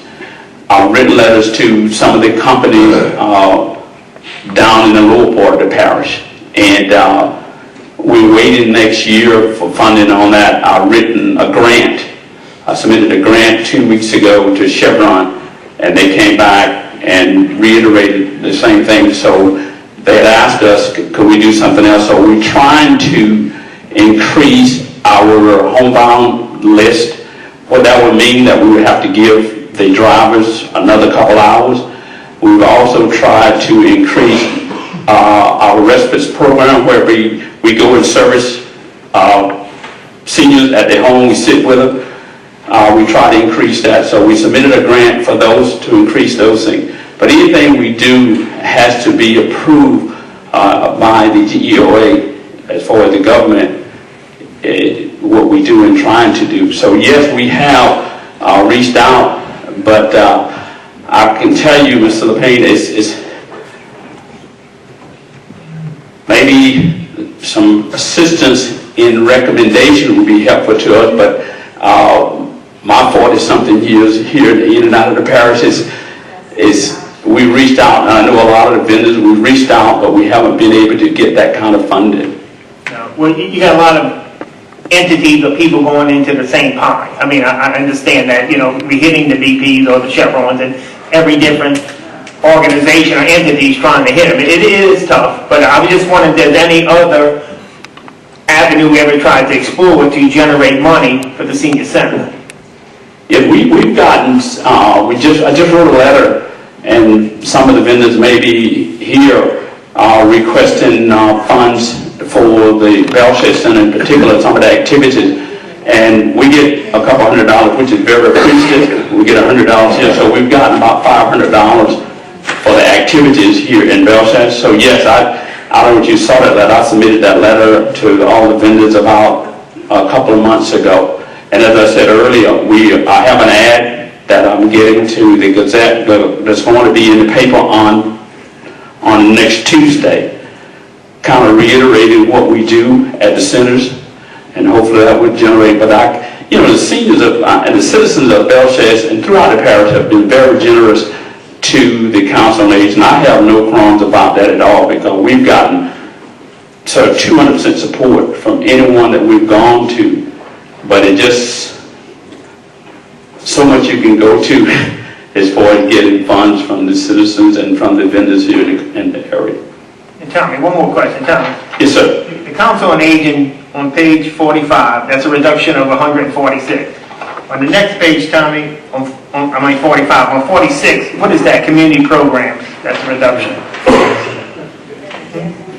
That's the care center? Yes. Okay. The reduction that I saw is 150, sir. Yes, that's correct. Yes, I'm sorry. Okay. So, just give it another thought and sharpen the pencil a little bit more. You asked for recommendations, and yes, sir. I appreciate that, being open-minded to the dilemma that we have. So my question is, and it's not a recommendation yet, because I'm not fully aware if this can happen or not, but have you guys discussed any collaborative effort between Council on Aging and Community Action? Yes, sir. I'm on the advisory board with Mr. Hughes on that. We meet, and one of the things that we've done is the utilities for the seniors. She have been gracious in paying some of the utilities for our senior. We pay the utilities. We don't pay it out of our funds. We pay it through a grant through Energy and the Salvation Army. So we work together on the utilities for seniors in our area, both Belchester all the way down across the river as well. But as far as the activities that we do, it's a little bit different than what the Community Action does as far as the meals and for our primary job, Mr. like is the meals, both at the centers and the meals that we have delivered to our homes and the respite program that we have. Those are primarily three functions. So I have not talked to Mrs. Hughes or her staff about those functions because I didn't see a correlation between those. I know Ms. Williams had mentioned transportation. I'm not sure if community actions vehicles are more accessible. Well, we do have some of the, down the road, that ride on the vehicles to Port Sulphur in the morning, but we bring them home in the evening. Okay. We're doing that right now.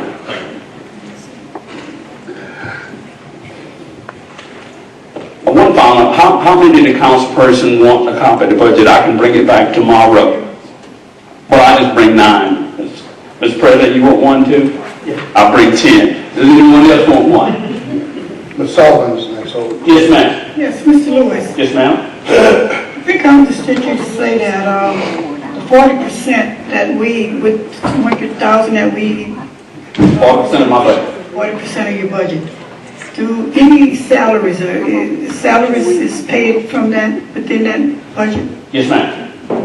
The salary is about $240,000 for 13 people. Okay. So the biggest fund, salary and administration, and the biggest other big dollar is the monies that pay for the meals that goes to the seniors at the center and the seniors that are at home. And then the programs associated with those projects as well. So the budget that Mr. Truman, I'm going to give you will spell out everything in here.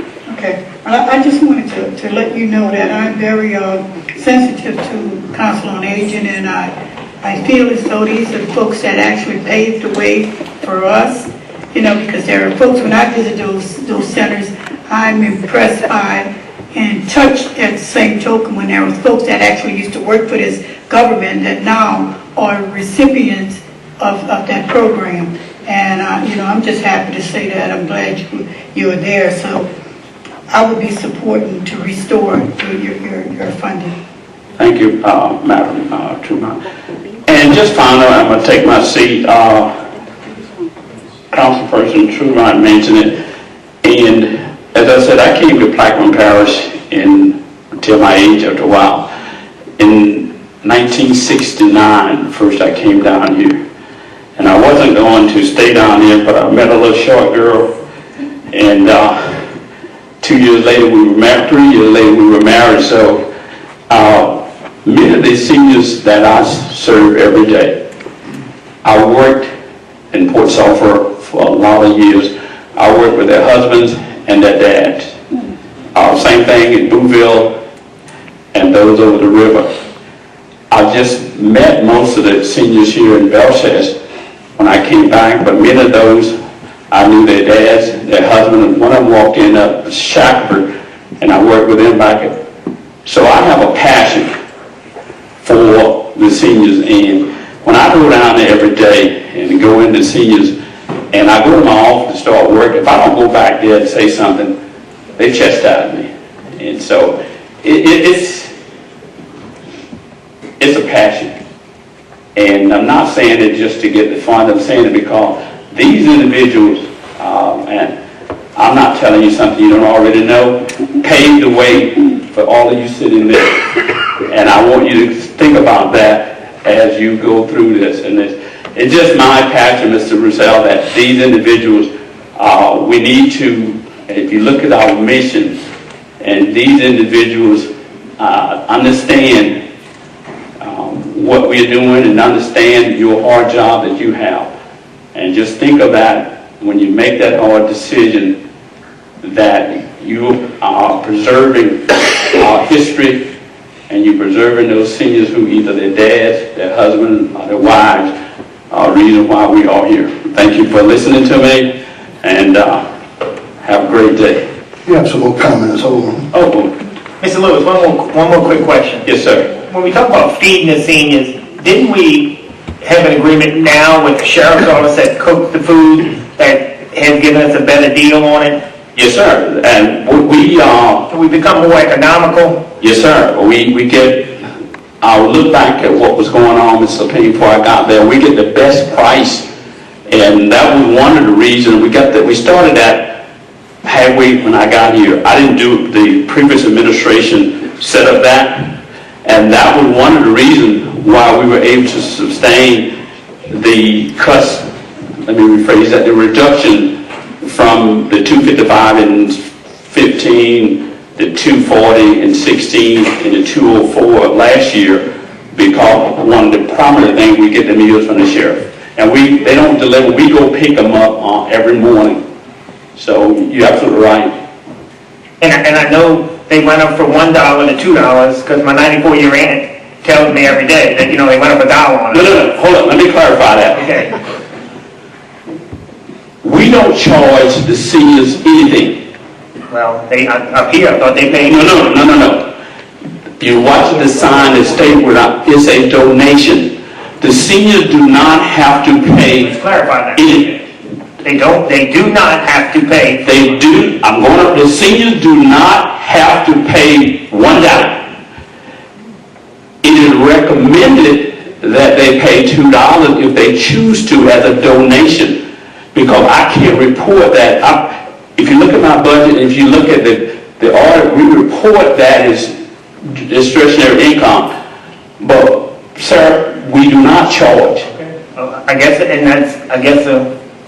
a misconception there, because she said they went up to $2. So it's just technically a donation. Yes, sir. And what she's looking at, there's a document that I have, I can get you a copy of it. It recommends that the seniors can pay up to $2. But if a senior does not, we have many of them. I have a report I put out every month. You see $0 from Boothville most of the time. Because, they don't, when I got here, I went over it, they don't have to pay. And let me reiterate, they are not required to pay $1 for that meal that go to the house or go to the centers. But the state give us authority to recommend if they want to make a donation. Okay, thank you for that clarity. Anything else? Yeah, hold on. Two things. One, I want to thank you for your services, Mr. Lewis, and all that you do. And the other thing, and Councilman Williams, I apologize. I just got on the internet and I was way off, and I stated I was going off memory. The 2 settlement judgments for the punitive damages for BP are over $1.24 billion. I was way off my numbers. I should have just kept quiet, so I want to apologize. But note, and I respect this council's wishes, if they thought $3 million was high for services such as Council on Aging, I respectfully request that this council consider, given that we know we're going to get something from that $1.24 billion, that the council consider a lesser amount from $3 million. Thank you. Yes, thank you, Mr. Lewis, for your comments and your passion. The reason I asked these documents is because it makes me have a better feel for my vote. The other agencies I'm asking the same of, and I believe that from your short time here in this position that I'm an advocate for the Council on Aging. I have made the amendment many times to fund the Council on Aging, and I still support the Council on Aging. So my request of the documents is just to verify my mind what we're spending our funding on, and so don't take that in any other way other than transparency as the buzzword goes. It's important that we all have transparency and everybody's treated equally, so that's what I intend to do, especially in these hard times, knowing that we do not have the funding to fund everybody to the fullest extent that we would like to.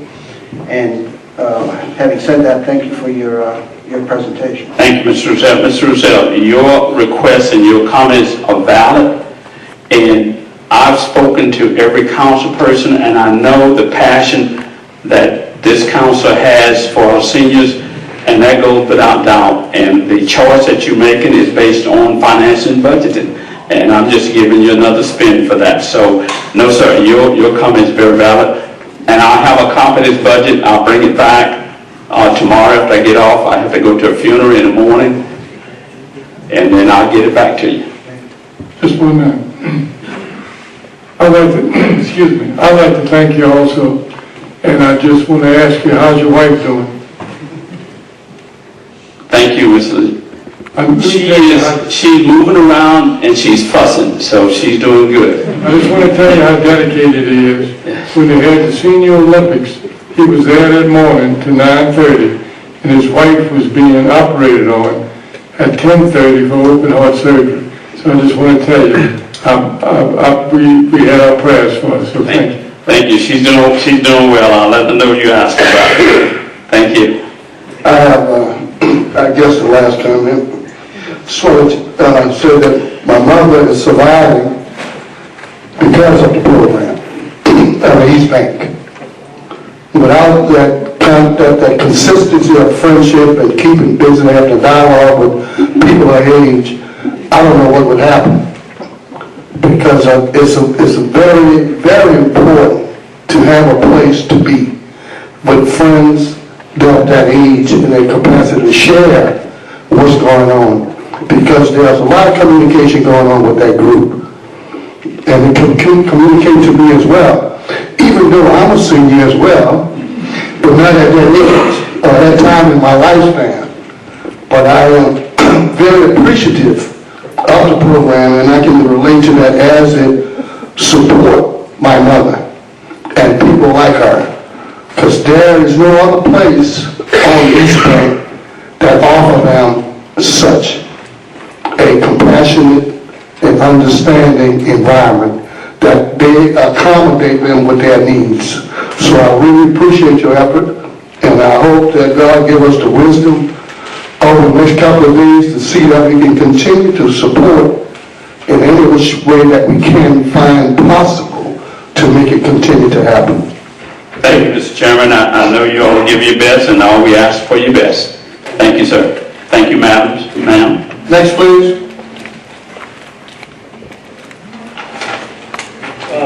You want to do an amendment now, or you want to just go through all of them? Go through all of them? Okay, got it. All right, yeah, well, next was community program, next one on the list. That would be, Moving on. that would be the next page. What? Age? I said, no, that would be the next page, let me get, I've been jumping around.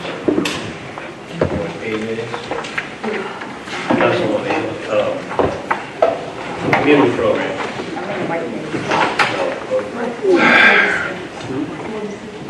Good afternoon. 46, page 46.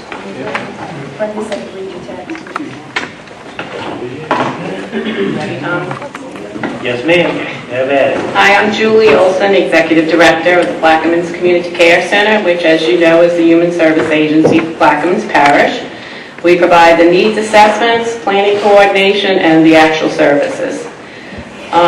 Realizing all the strains on government, we work very hard to be able to maintain a provision of services to the residents of Plaquemines Parish.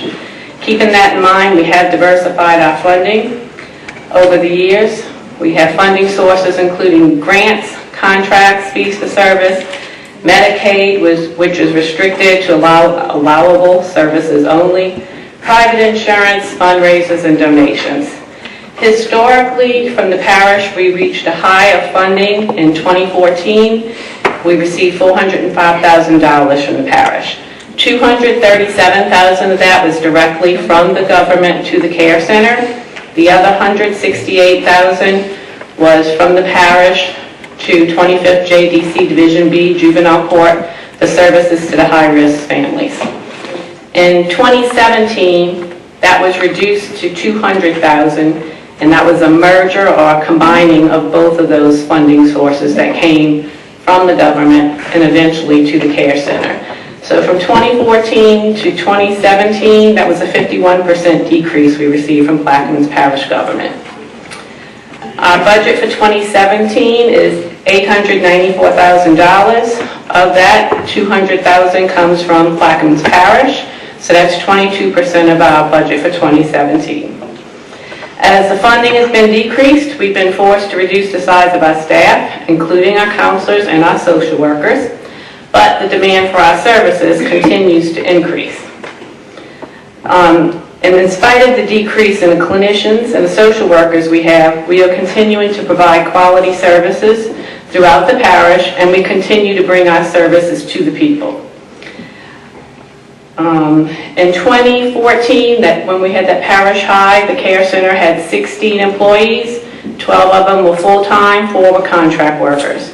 In 2017, we are down now to 12 employees, 10 are full-time employees, 2 are contract workers. We had an all-time high of 30 employees in 2013 with a budget of $1.6 million. That was after the oil spill and the other disasters. And many of those grants that were funded were due to the BP oil spill, and they came to a natural end on December 31st of 2013. So we had that big dip, a drop in funding from $1.6 million in 2013, went significantly down in 2014, all the way down now to $894 in 2017. The need and demand for our services has increased. I know I keep y'all abreast. I send y'all emails. I'll let y'all know when there's social issues going, human service issues happening in the parish. Some examples of the need for services include the suicide rate in the parish. It has increased, and it is currently more than 2 times greater than the suicide rate for the state of Louisiana and for the nation. Through September of 2017, we had 8 suicides in our parish and a population of approximately 24,000. That's on par with being more than twice the national and state rate. The number of your constituents seeking services per month has increased about 45% this year. So whereas we used to have approximately 34 new calls per month and 22 new intakes per month in 2016. In 2017, we're having about 47 new calls for seeking services and about 35 new intakes. So again, that's about a 45% increase in the demand and request for services. The contributing factors for that are community awareness of our services, stresses from the economy, oil spill and hurricanes, a lack of monetary means for services, as well as the travel to reach services, even though we bring the services to the communities. Unfortunately, with our current funding and this increased demand for services, we are now looking at waiting lists for services. And you give them the waiting list after a triage is performed. We make sure they are not homicidal or suicidal when they first call in. Our current waiting list is 41 people. This increased need and the demand for services is not unexpected, as I indicate to the council every year budget hearings and throughout the year. The current mental health concerns began with Hurricane Katrina in 2005. It was exacerbated in 2010 with BP's Deepwater Horizon drilling rig exploded. And then it's been compounded each subsequent disaster, Hurricane Rita, Gustav, Ike, the Sun chemical leak evacuation, and Hurricane Isaac. So after each one of those, the level of anxiety, worry, and anger among the residents increased.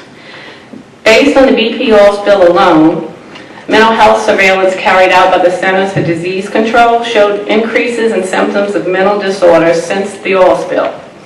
The Department of Psychiatry at LSU Health Science Center began mental health surveillance, and they state that they have demonstrated an even greater increase in psychiatric symptoms than was indicated and anticipated by the CDC.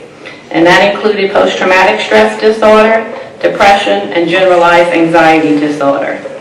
So there are all long-term impacts to the mental health of individuals, families, and communities after natural and technological disasters and mass violence. Adults typically experience symptoms of depression, anxiety, and post-traumatic stress, often compounded by substance abuse and economic hardship. Children and adolescents demonstrate age-related symptoms. and community support can affect both their responses and help foster resilience.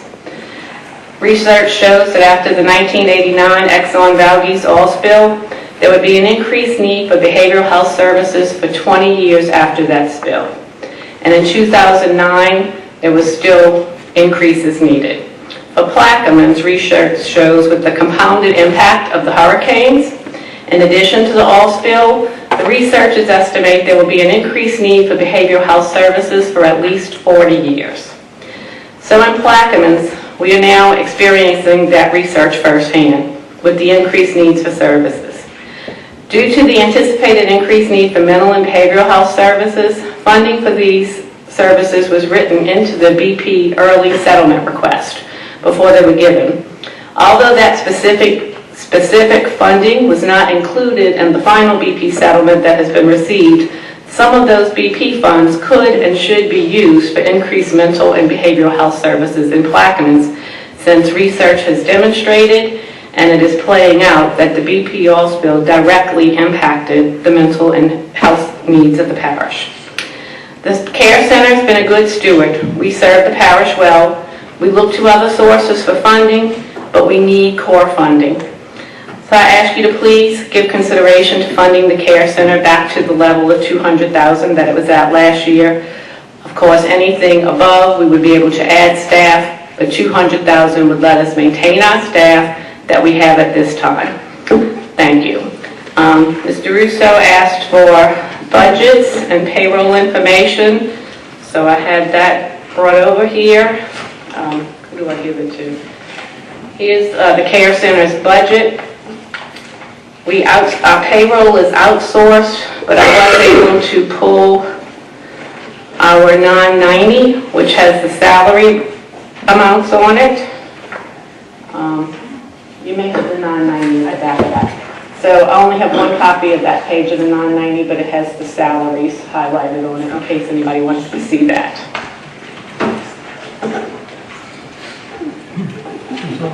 Yes. If someone comes to me and they have insurance, do y'all charge the insurance? If they have private insurance that we are a certified provider with, because insurance companies do not open up to allow new providers in all the time, but as they do, we apply for certification. So if it is a service that insurance company will reimburse for, like counseling services, we do send off billing for that. There are lots of our services that insurances do not pay. Some include substance abuse, parenting classes, all of the debriefing and de-stressings we do in community presentations. None of that is covered through insurances. So many of the services we do provide are not covered by insurances or Medicaid, but if they are, we definitely do seek reimbursement from them. When you handle an individual, y'all ask them if they have insurance or Medicaid? Oh yes, they provide their insurance cards, their Medicaid cards, but I also want to say we do not turn anyone away because of inability to pay. So if they cannot pay us, we help them apply for Medicaid first, because we are a certified Medicaid application center, and then we get their proof of income, and we will do a fee reduction based on the proof of income or fee waiver. Thank you. Ms. Olson? Yes. Ms. Olson? Yes. What is your percentage of clients or patients that are kids or grammar school or high school kids? Would you know offhand? I can get that for you. Okay, just because we beat a dead horse every year, and why isn't any funding coming from the school board? Because they use the facility just like everyone else, and a lot of their programs are designed around your program. Is that correct? A lot of the school systems programs? Well, I mean, I know the court sends a lot of kids or diversionary things, but isn't the school kind of working in conjunction with y'all also? The school works with us. They send us a lot of referrals. The courts send us referrals. But lately we've had noticed about 40% of our clients are self-referrals. So even more of our referrals are not coming from other agencies, they're coming from people themselves. But I will get you the percentage of the clients that are school age. We beat this horse every year, but I don't understand why the school board can't chip in either. Right, and we have repeatedly requested, and they repeatedly tell us they have no funding available. However, even with no funding available, we still have lots of those kids who were suicidal, and several of them who have committed suicide. Absolutely. So I feel that we have to provide the services. We can't tell them, sorry, you go to school in this parish and they're not funding us, so we're not going to help you. I understand. It's frustrating on us too. We're trying to skip every dime we have, so. Thank you, Julie.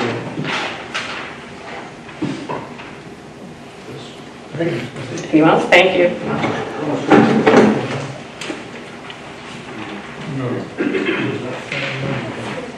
Page 47.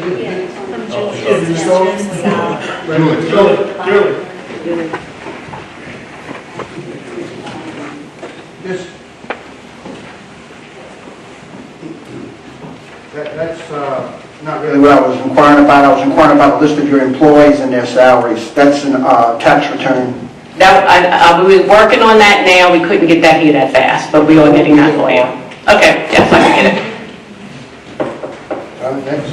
Okay, next page, page 47 in gray. YMCA.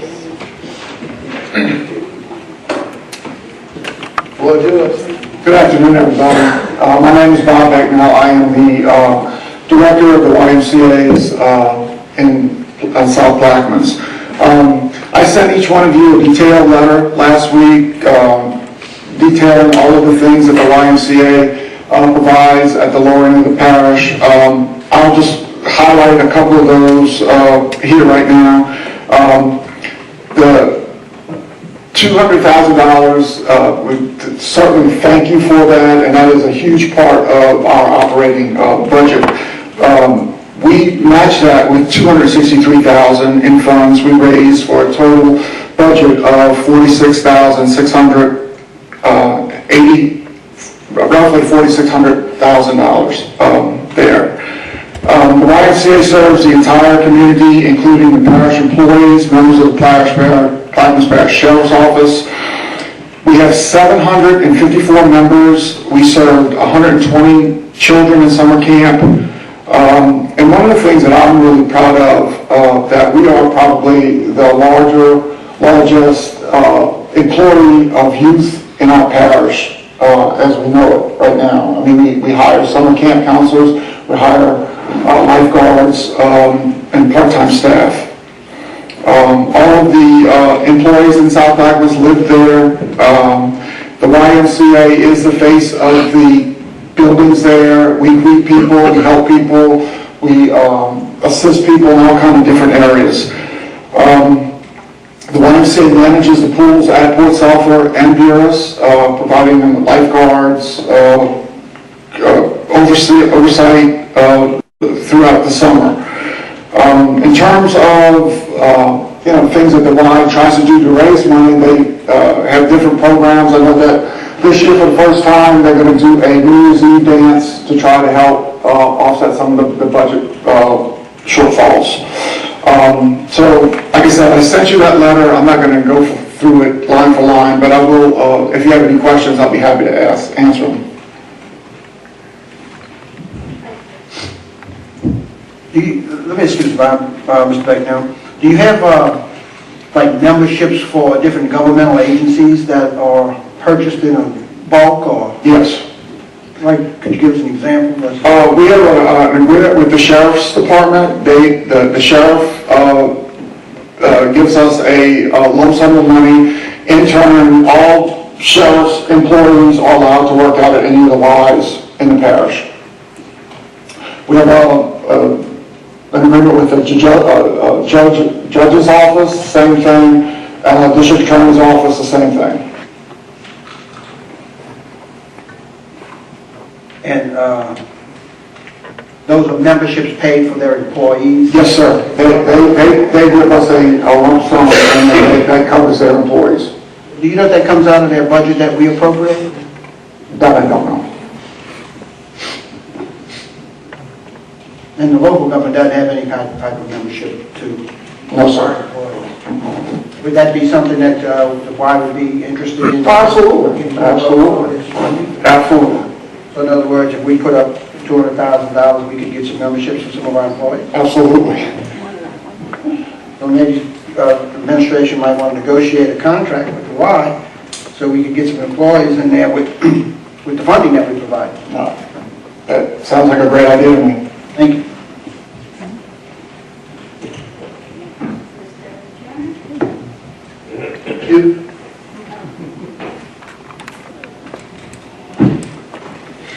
I just want to reiterate how important the YMCA is to the local community in Buras as well as Port Self. I'm more familiar with the Buras community YMCA because that's in my district. I do know that that's one of the only things that the community has as a gathering place and as a thing to do. They offer various programs from toddler, youth, they do daycare, they have a preschool program there, all the way up to the seniors. They interact, and I think the seniors go there on one day a week and work out and do exercises and things of that nature. So I would just like my colleagues to please try to support this funding for the YMCA because it is a vital part of the community.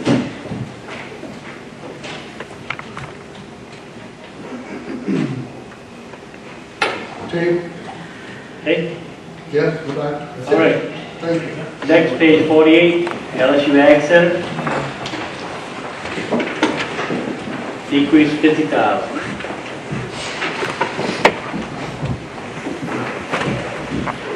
Thank you, Mr. Chair, council members, President Cormier. I just come today asking to reinstate the $50,000 that we have for the LSU Ag Center. That $50,000 is just used for salaries. That encompasses, we are on a cost share system with the state. So basically that salary covers myself, another 4-H agent, our administrative assistant, and our fisheries agent, as well as we have actually three now. You know, we weren't able to replace Alan Vaughn, but we do have 3 county agents that work in surrounding parishes that are working with our farmers, coming in and filling in and doing some visits. And we did our first clinic with them this year down at Port Sulphur back in September. And what they'll be doing is every year bringing in the, you have the Department of Ag and we have the federal, because the farmers have had such issues with different types of diseases and everything recently. So we did a clinic last year, and we'll be doing one of those clinics every year, plus as long with the recertification that they do for the farmers every year. And y'all have met Dominique, the new lady that we brought in, one of my former 4-H kids, that is our new fisheries agent, and she's doing a lot of work too, up and down the parish. I actually went out with her about 3 weeks ago, because LSU is involved in the disappearance of the Roseau cane. So I went out with them and we went into, I was down at the mouth of the river, but down there with the group, and what we were doing was taking measurements and everything, because the loss of Roseau cane is so dramatic down in that area. So they're doing ongoing studies about it right now, basically. But anyway, what we were just asking was to reinstate the $50,000, which basically takes care of those 7 different positions. Because we're on a cost share, where that for every dollar the parish puts in, the state puts in 8.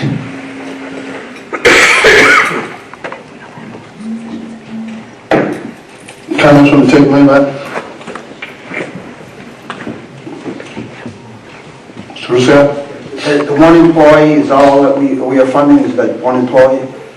Or is that distributed among several employees? That's distributed amongst those 7. 7 employees? Yeah. Actually, it's 5, but there's 2 people that are coming in to help. I count them in that. So we give you 50,000. Q and Mr. Janelle? So we give you 50,000 and state gives you 400,000, is that the way it is? You know, include me in that conversation, because you know, all they say is, here's $50,000, and the way it's divided up, it's a federal, state, and local program. So the way I understand it, for every dollar the state puts in, federal puts in 8. For every dollar that the parish puts in, the state puts in 8. It's just a cost share system that they have set up.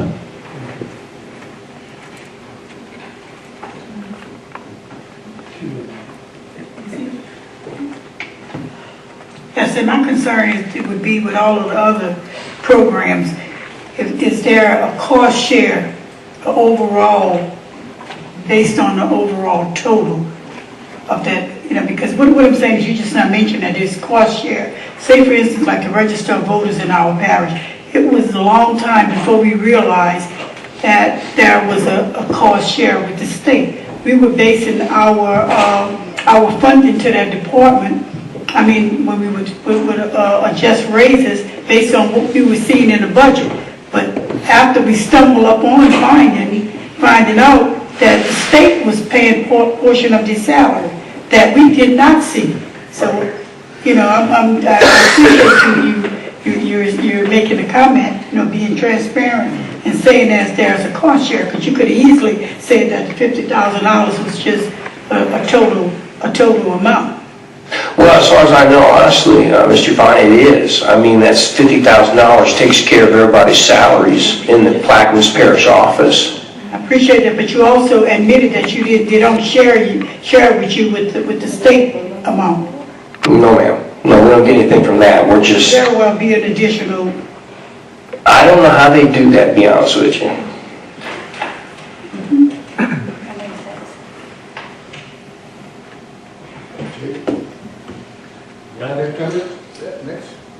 Okay, y'all want the amendments for those now, or y'all want to? Thank you. That's up to you. I think we need to go through the budget a little more. Okay. Let's roll on that. All right, no problem. Thank you. If you want. Have a good day. I think I had the clerk of court here. Yes. Yes. She's, We also want to say we can take it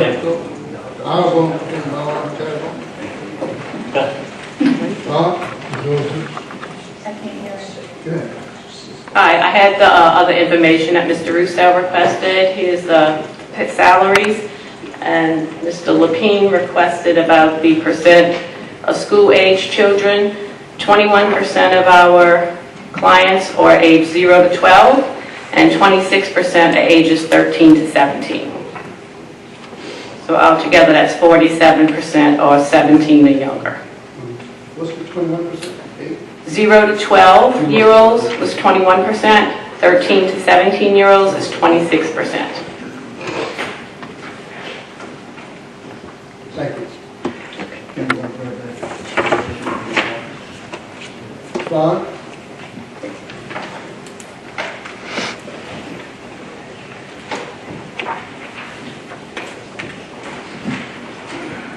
Maybe so patient. No problem. Good afternoon, Kim Trowich Vaughn. I think you have in the budget for me the storage facility, the on-site warehouse. Well, You're great. great.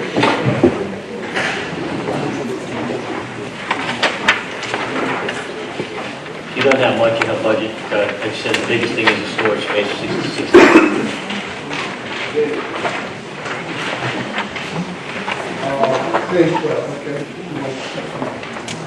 What that is? You want her to go? Yeah, no, she knows. Okay. I don't really have anything other than that for the warehouse is $66,000 for the year. You pay a rental of $5,500 per month. Councilman Black? Yeah, at some point, that needs to be corrected. I think we worked the last couple of years to get that issue resolved. The building right behind us, I'm not sure if Director Giles, if you had an opportunity with maintenance to take a look at it and do an assessment of it, but that's a possibility. It's building, I think, 200, that, I think if we phase it out, we could gut the portion. The design's already been done. The building's already been locked up and secured, and if we did a phase out where we just did the storage portion of it, it already has some of the things necessary, the fire suppressant stuff, it may be an option we can look at. I don't think it would be too expensive, and we cut out paying a third party, and this is a final resting place for our document, so I would hope that we can continue to look into that. I'm not sure where we're at on it, Director, but I spoke, sorry. We're comfortable. I spoke to Mr. Griffin about it last week before he went on vacation. When he gets back, I think this week, what we're going to do, we're going to take a tour of it. We want to make sure that everything's in place and it's sufficient for what we need. We're going to invite Ms. Kim. When we do our walkthrough, that we make sure that it's sufficient for her before we make any final determination on it. All right, thanks. Anything else? Thank you for the great job you do, Well, thank you. I appreciate that. and I hope that we get to move your records. I hope so too. Now, something I will report on is that in January, we're going to start trying to do a little bit more of getting away from paper.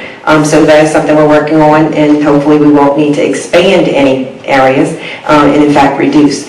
We have just received our final approval for our retention schedule, and we will be going through a lot of that old records that are at that facility that possibly we can move on to the state archives. So we will be hopefully entertaining Ms. Dott's assistance with that so that we can go through a lot of that, and also hopefully in the same time be making our move to this new building that we can reduce some of that paperwork that's stored there as well. Record retention. Yeah, I mean, does that mean that some of the records will be destroyed, or will there be a copy in the state archives? There'll be some of the original, we're going to probably try and image the majority of, most of our records are imaged, but we need to, some of the history we don't want to go to the state archives, but some of the old films that we have of images, those things can be moved on. And there's a lot, there's a few pieces of storage for the judges as far as some of the minutes and some of the court reporters' documents that are in that facility as well, and we're hoping to get with them jointly to be able to reduce some of that as well. So some of them will just disappear? Some of them will, not much, but some, we, more or less, I think in the past, they used some of the filming, and now we're doing more of the imaging and not having that old discs, those old tapes, microfilm tapes. So what we can move on to the state archives, we will, and then we have been, each quarter, we've been applying for grants through the Louisiana Clerks of Court Association, and although they've been small, we've been able to get a few grants that we've been going back and back imaging some of the files, all in preparation to be able to reduce some of the space. Now, the land records, those things stay forever? Yes.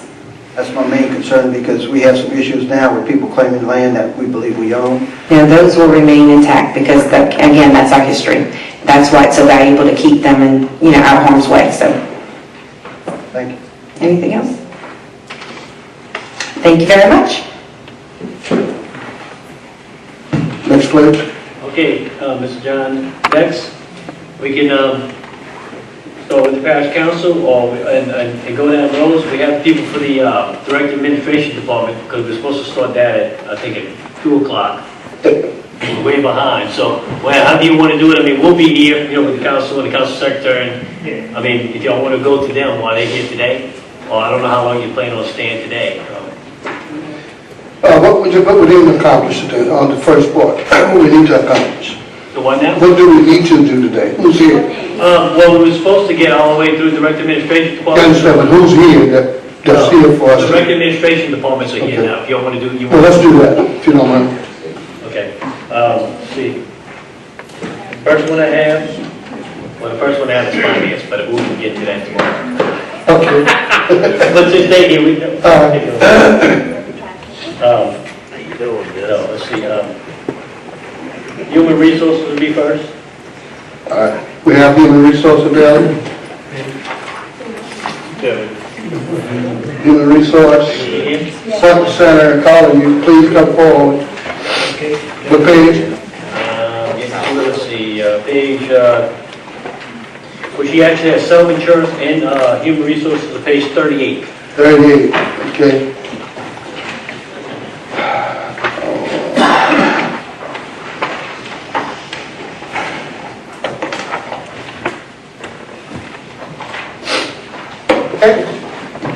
Bridget Horton with Human Resources. All right, waiting on you. Do you have questions for me? Bob, you have anything concerning what you also on the budget? Our budget's actually pretty much the same, except on self-insurance, you will see a little bit of an increase on the operating services and supplies. That's due to an insurance policy being combined and added to the CCMSI. Do you have any problem with this budget that's being proposed? No, I do not. Okay, anybody question the table, Mr. Russell? I'm sorry. No comment? Okay. Anybody else? Any comments? Administration? Thank you. Okay, thank you. Next, please. All right, let's see.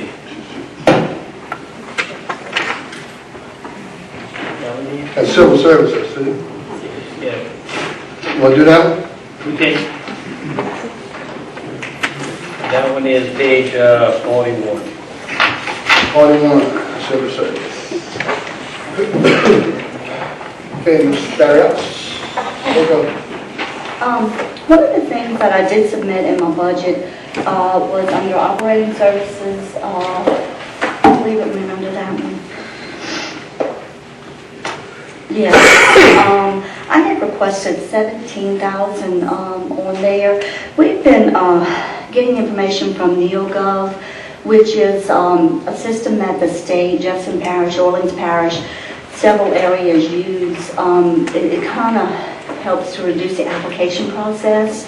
And what it is when we would do an advertisement, we would go through this company to post our advertisements, and minimum qualifications are entered into their system. Everyone who would apply for a job would have to go through this system and complete a username, and they would apply for the job. What happens is if it's required for them to have a high school diploma and the job requires a high school diploma, it doesn't let the application pass through. So we only receive the ones that would meet those minimum qualifications to come up to the testing process. We had talked about, I know we have libraries only in certain areas that have computer areas.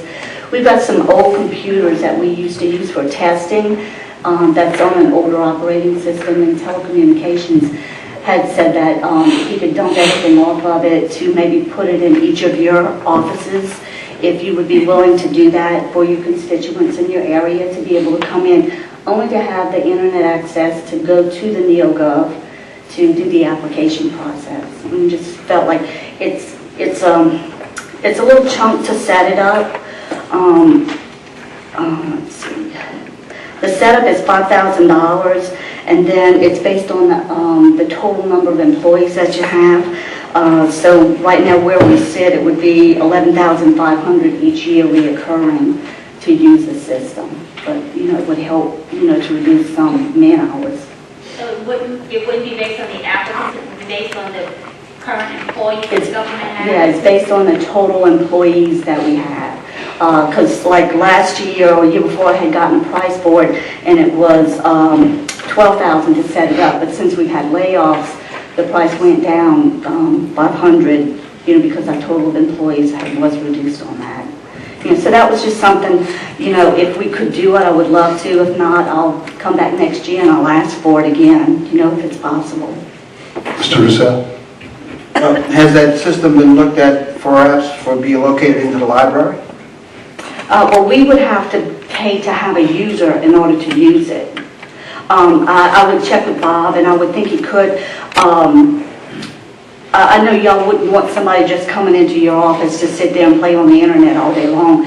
So I think Bob had said that he could set up those computers that we have just for them to come sit in, and only to be able to connect to NeoGov on that computer. And I'm sure that the internet, they should be able to do it at each of the libraries. That's why I would think that they could implement the program through the library system. Well, we have to pay to be a user in order to set it up for them to apply through NeoGov. There's a rule that says you got to pay for it, or the library can't pay for it? No, we have to pay for it as a user. We become the user. And the thing is not everybody in our community has internet access at their homes, is why we were suggesting possibly setting up a computer at each of your offices for your I guess we're constituents. not communicating here. Is there a rule against the system being placed in the library, so people that go in there every day, they can get online and use that system? They can go to the library and use that system if they want to apply for a state job or Jefferson Parish or what have you. But for us to set up a contract with NeoGov, we have to sign a contract to be a user of NeoGov in order for people to apply for our jobs. One more time. Is there any reason why that couldn't be done through the library system? I mean, under a licensed name of the PPG, to be able to do that? The civil service has to be the user. It would have to be us as a user. Us being Civil service as a user. We would have to have the contract with them. I don't know if there's something that they would be willing to pay for out of their budget for us to set up the contract and the reoccurring fee. Sweet. Went out of turn. I'm sorry, no, I'm sorry, I was just trying to help Mr. Russo get his point across. Mr. President. Councilman Russo and Councilman Williams, we'd be more than glad, this administration would be more than glad to use the library fund, pay for this service and share that information, so that way everyone will know who's applying for what jobs, and share that, pay it on behalf of civil service. Thank you. You're working out this. Anything else? Anything else? That should be it. Table? Any questions? Administration? Thank you, Ms. Barrios.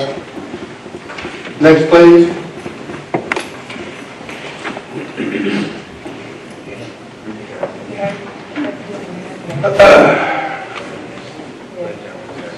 Okay, next, community action.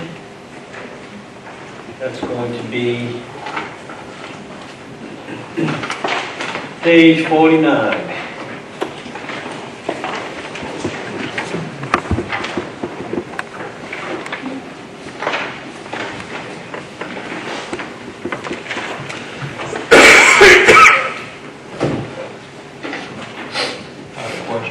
Nope. Okay, Othello Hughes, Superintendent of Community Action. Any questions? Councilman Black. Yeah, we have an increase, in insurance. Is that for the building, that old building that you guys occupy now? What, I'm not sure. What's the increase? That's, The insurance for the vehicles, that's for your, no, it's fire, wind. yeah. but that's for the vehicles. That's for the van she has. Okay. You see this one has different divisions too. I mean, we could go to one pages, this is like, there's a transit division and there's several different divisions. We can go look at it like that. If you want to do that, we can. You're going to run into that in a few different departments. But I can go back and tell you what it is. I mean, I know for a fact that's what it is because I deal with this a lot. Did we buy more vehicles? The insurance went up. No, didn't buy more vehicles. You see, the insurance in 2017, the actual was $63,000. And it was $57,000 in 2016, so the insurance is going up. It's projected to go up to 67,000? I wanted 67,000. It was just I think I got that from the insurance control. So this brings back the old days of debate about whether or not those vehicles are under the parish's name or are they under the Community Action Agency name. And so this is a separate policy apart from the blanket policy that covers the parish insurance vehicles? Yes, it's separate. Former administration wanted to have separate vehicles in the event that an accident occurred and wouldn't be a hardship on the local government. They had a separate policy. And that was my decision. That was the previous administration. Now, we do get a revenue for... We get reimbursed back 50% of the cost of the insurance. So all the expenses in that department get in that division, get reimbursed, and that's where the insurance is. and transportation. But there's no benefit to us to put them under the blanket policy. Or would there be? You were here for those battles. I think it's better to have it this way because those low, whatever, we haven't had any minor fender benders, thank you Lord, in several years. But in the event they have those, the insurance will cover it and the parish wouldn't have anything to do it under the blanket contract, a blanket insurance policy.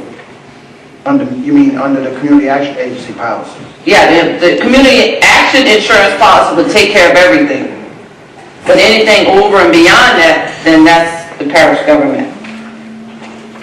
So we still got liability? That's a lot of money. Yeah. There you go.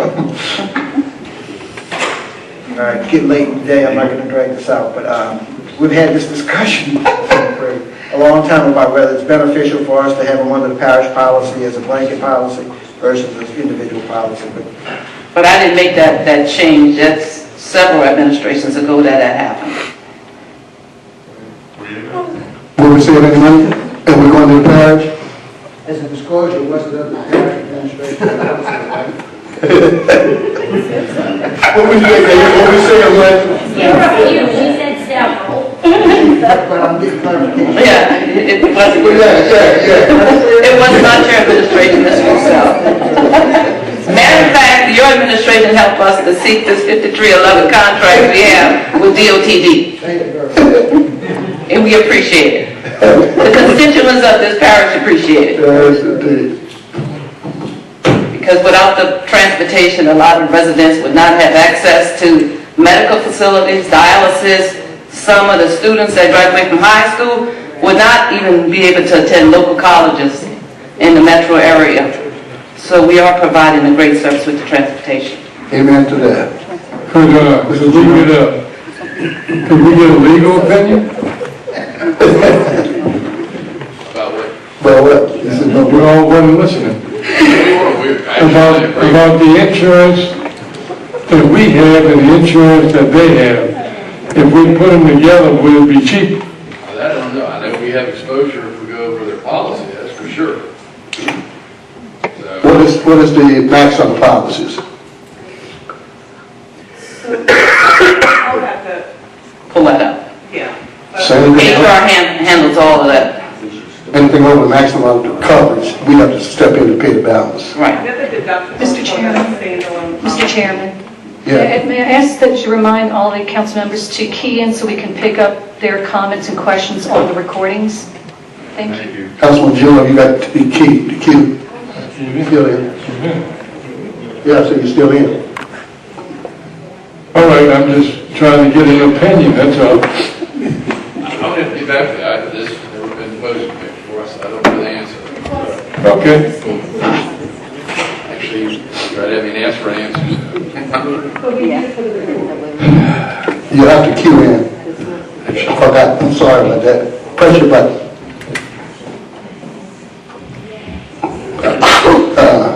Councilman Black, then if y'all want to say something thereafter. Yeah, I would definitely ask you as well, Peter, to look into that because that's a substantial amount of money. And I think we heard the recommendation, what they would like to do. My last question is, on the last page at the bottom, there's a pretty big difference, Tommy, in the 2017 actual and the 2017 budgeted. I mean, we're looking at almost 300,000 difference. But why the discrepancy? Let's see where most of them are. Because the actual in 16 was 564. We budgeted 747 in 17, but we only paid out 470. Request to speak to In front of you. over here. Oh, there's a voice. Request to speak, please. Okay. Request to speak. Sorry. All right. If we can go down the line on the operating services, I'm looking at some big differences. On page 49? Oh, again. Okay, I think I got it now. Looking at gasoline, she spent 25,000, and we had budgeted 41,000. The,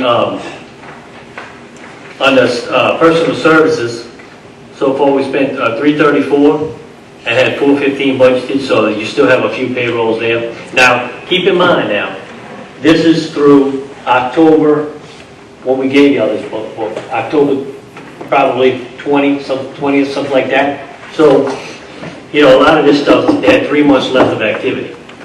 I know that's a good bit. I mean, she had 272,000 budgeted for 2017 in operating services, spent 72,000. And a lot of that is other programs assistance to needy and poor. $165,000 was budgeted. For like heat utility assistance? Yeah, that's gotta be Because like EPA. the state is actually paying those utility bills and the parish is not writing the checks for them. But we always put the money in the budget. We don't spend it. But that might be when they change it and the parish government has to start paying the bills again. But we also put revenue in. We put the revenue in to match that. And I'm saying it to say, we put $150,000 in for utility assistance for clients. But if we don't receive, if the state decides they want to write the checks to Entergy and to Atmos Energy, they write the checks. In the past, they did that, and then they come back and want the local governments to write the checks. So basically, if we took money out of her budget, we put a revenue in for it, we had to take the revenue out, it wouldn't help any. So we put a revenue and expense in for light heat, that's the way she gives it to me. It may be budgeted, but we don't spend it if we don't need it. I have $152,000 budgeted in revenue for light heat utility. We get the administration money back for the clients that we serve. That's where most of your money is, that's why you got such a discrepancy in 17 and budget versus actual. Any comment from you? Table? Thank you very much. Next, please. Okay, the next thing is gonna be, health. I think we have Raymond here. That's gonna be page 87.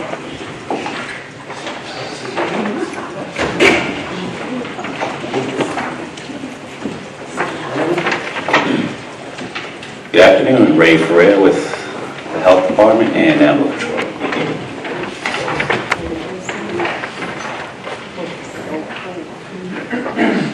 Comments from the table?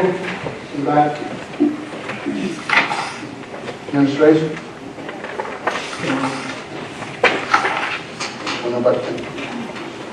Yourself? Yes, going through here, the only percentage I see somewhat is chemicals. Is that, what kind of chemicals are rat poison? No, actually, these are for the citrus spray, commercial growers.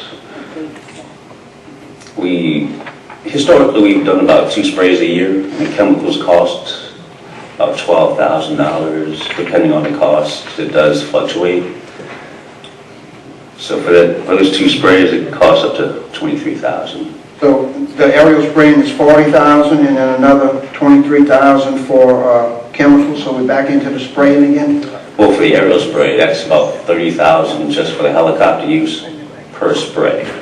Mosquito spray? Or mosquitoes? No, for citrus. Oh, we're still supporting the $10 billion industry? We actually supported them as for one time last year, but we didn't have enough funds to do a second spray last year. I didn't know, I thought the state had picked that up. They did for 2 years ago, but after that, they ran out of money. So if we want to continue this next year for 2 sprays, we would actually have to add another $20,000 for the aerial spray line item to bring that up to $60,000.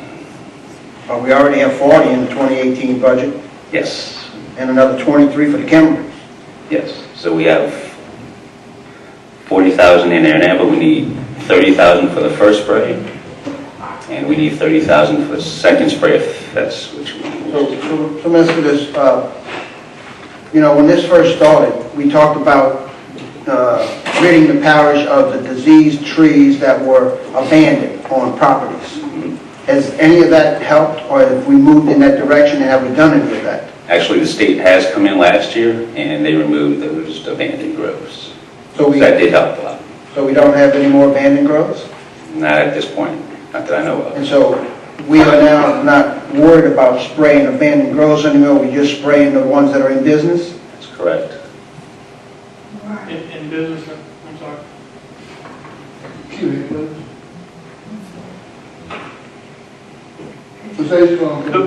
Thank you, sir. The ones that are in business and also the private residents that have trees in their backyards, they're spraying for those, or it's strictly for the businesses? No, this is commercial only.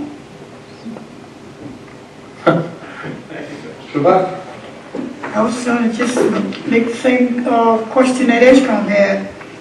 My concern is that we have to get away from all of this favoritism with you know, governed with public funding. We have to be fair in our assertion with public monies. I mean, you know, the little guy, this is $1 billion industry for what I'm being told. You know, and there's the local guy that may have 10 trees in his backyard, the normal Joe Blow, he doesn't get, you know, a gallon to spray on his, you know, to handle his trees, and he'll be spending this type of money on a big industry like that. I don't see that as being fair. Thank you.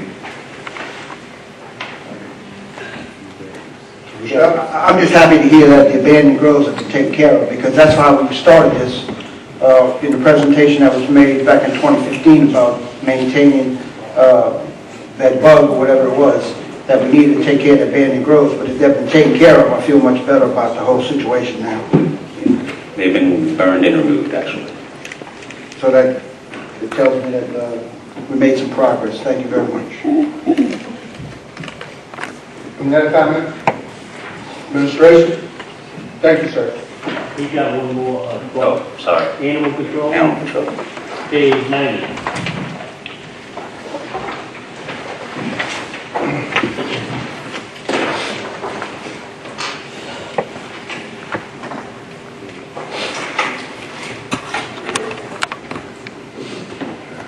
Any comments from the table? Any comments from the table? Administration? Raymond, you want to say anything on the budget? Yep. As you can tell, there are quite a few reductions, but other than that, I think we'll be okay for 2018.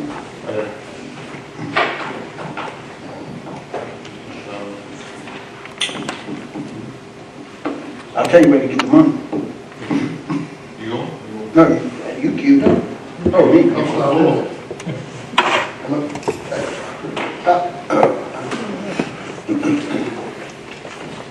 Councilman Black?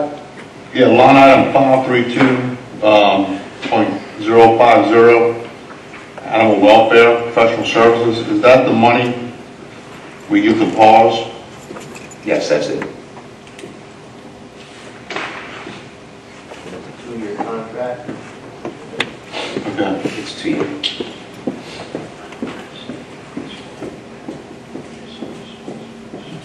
Okay. And then made your request. No request, no formal request, any talk of it.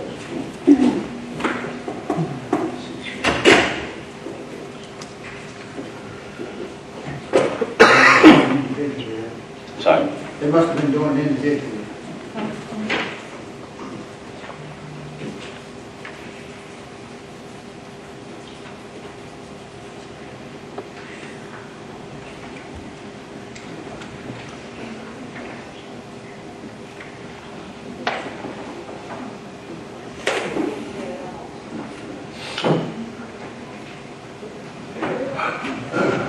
Administration comments?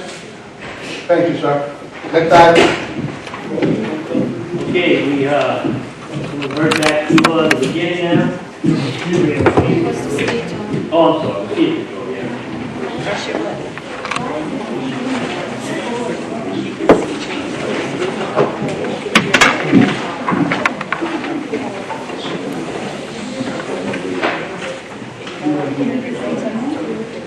How you doing? What page we on? 89.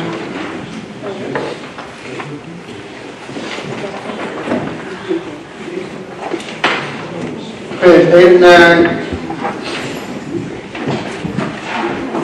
89. Mosquito control. Anything concerning your budget you want to talk about? I've asked for a little bit of increase in our chemical budget and our professional services. I got with Tommy and he had done up that for me. Oh, it's already, I mean, you need additional funds from what we have in here now, because we had increased it, so $200,000 in there for chemicals. You need more than that? you remember what we emailed? Yeah, actually, more. 100 more? We had increased to 56,000 from last year, from what you had last year. So that gets 200,000. You want more than that? I kind of was asking for more just because this past season we've just stopped pretty much spraying because of the temperatures. But I mean, we were spraying up until pretty much November. Yeah. And I wanted to increase the professional services because that was to increase the amount of flights. Professional services? We've, like last 3 months, we've probably flown more than we had the whole year because, conditions warranted. 225. So how much you want? You had 10,000. You had 10,000 budgeted for professional services. How much you want to put in that one? I think 20. 20, double it, okay. You know what? I think spring.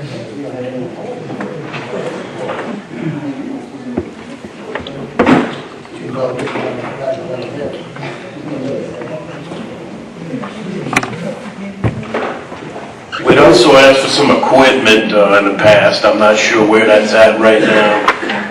And we also, requested the 4 additional drivers, and I'm not sure where that's at. You still on, Mr. Councilman Black? Okay, Ms. Williams? Thank you. I know you queued in. I am queued in, sir. I did it correctly. You on? Go ahead for it. Go for it. Kick that field goal. I'm just, the chemicals, have we considered maybe changing chemicals, or the chemicals we have maybe not working that we're having to, because I know, and I think it's a parish-wide issue, I don't think it's just a lower-end issue. With this year, the mosquitoes have been horrible. And y'all were out there spraying, so have y'all even visited maybe changing chemicals to see if they would work better than what we currently have? We did a study about 2 years ago. Did an efficacy study on the chemicals, and they were proven to still be effective. But what we should be doing is we should be rotating our chemical stock, and that's something I haven't been able to do because we just don't have the money. Some of the chemicals on the market are a little more expensive. Some of them are about what we're using right now. But ideally, we should have a little more, artillery in our. Right now, we use 1 chemical. I'm not able to. We should be using say dibrome in the plane. Well, we stopped using that because it was, Cost more money. it's very expensive, and I was able to get a little more bang from my buck with using the Permanone. It's not a good idea to use just 1 chemical because you can build up resistance that way. Right, well that's why I was. But we haven't built up resistance as far as that test that we did. It's probably been about 2 years. Okay. And another thing, touching on the mosquito drivers you said that you asked for, we approved those back in February. So Yeah, I'm not really sure. I don't know I just know that we needed them, and I don't know what's going on really. Well, I just want to let you know that the council did approve those positions, and it's, Okay. it's held up somewhere beyond this council, so. Okay. Just as far as equipment goes, our equipment is aging. It's, it's going on 11, 12 years old now, 10, 11, 12 years old. So we had asked for, I think, 3 or 4 units and trucks, but I'm not sure where that's at either, as far as approval or not approval. Not being approved, I mean. But we could use it,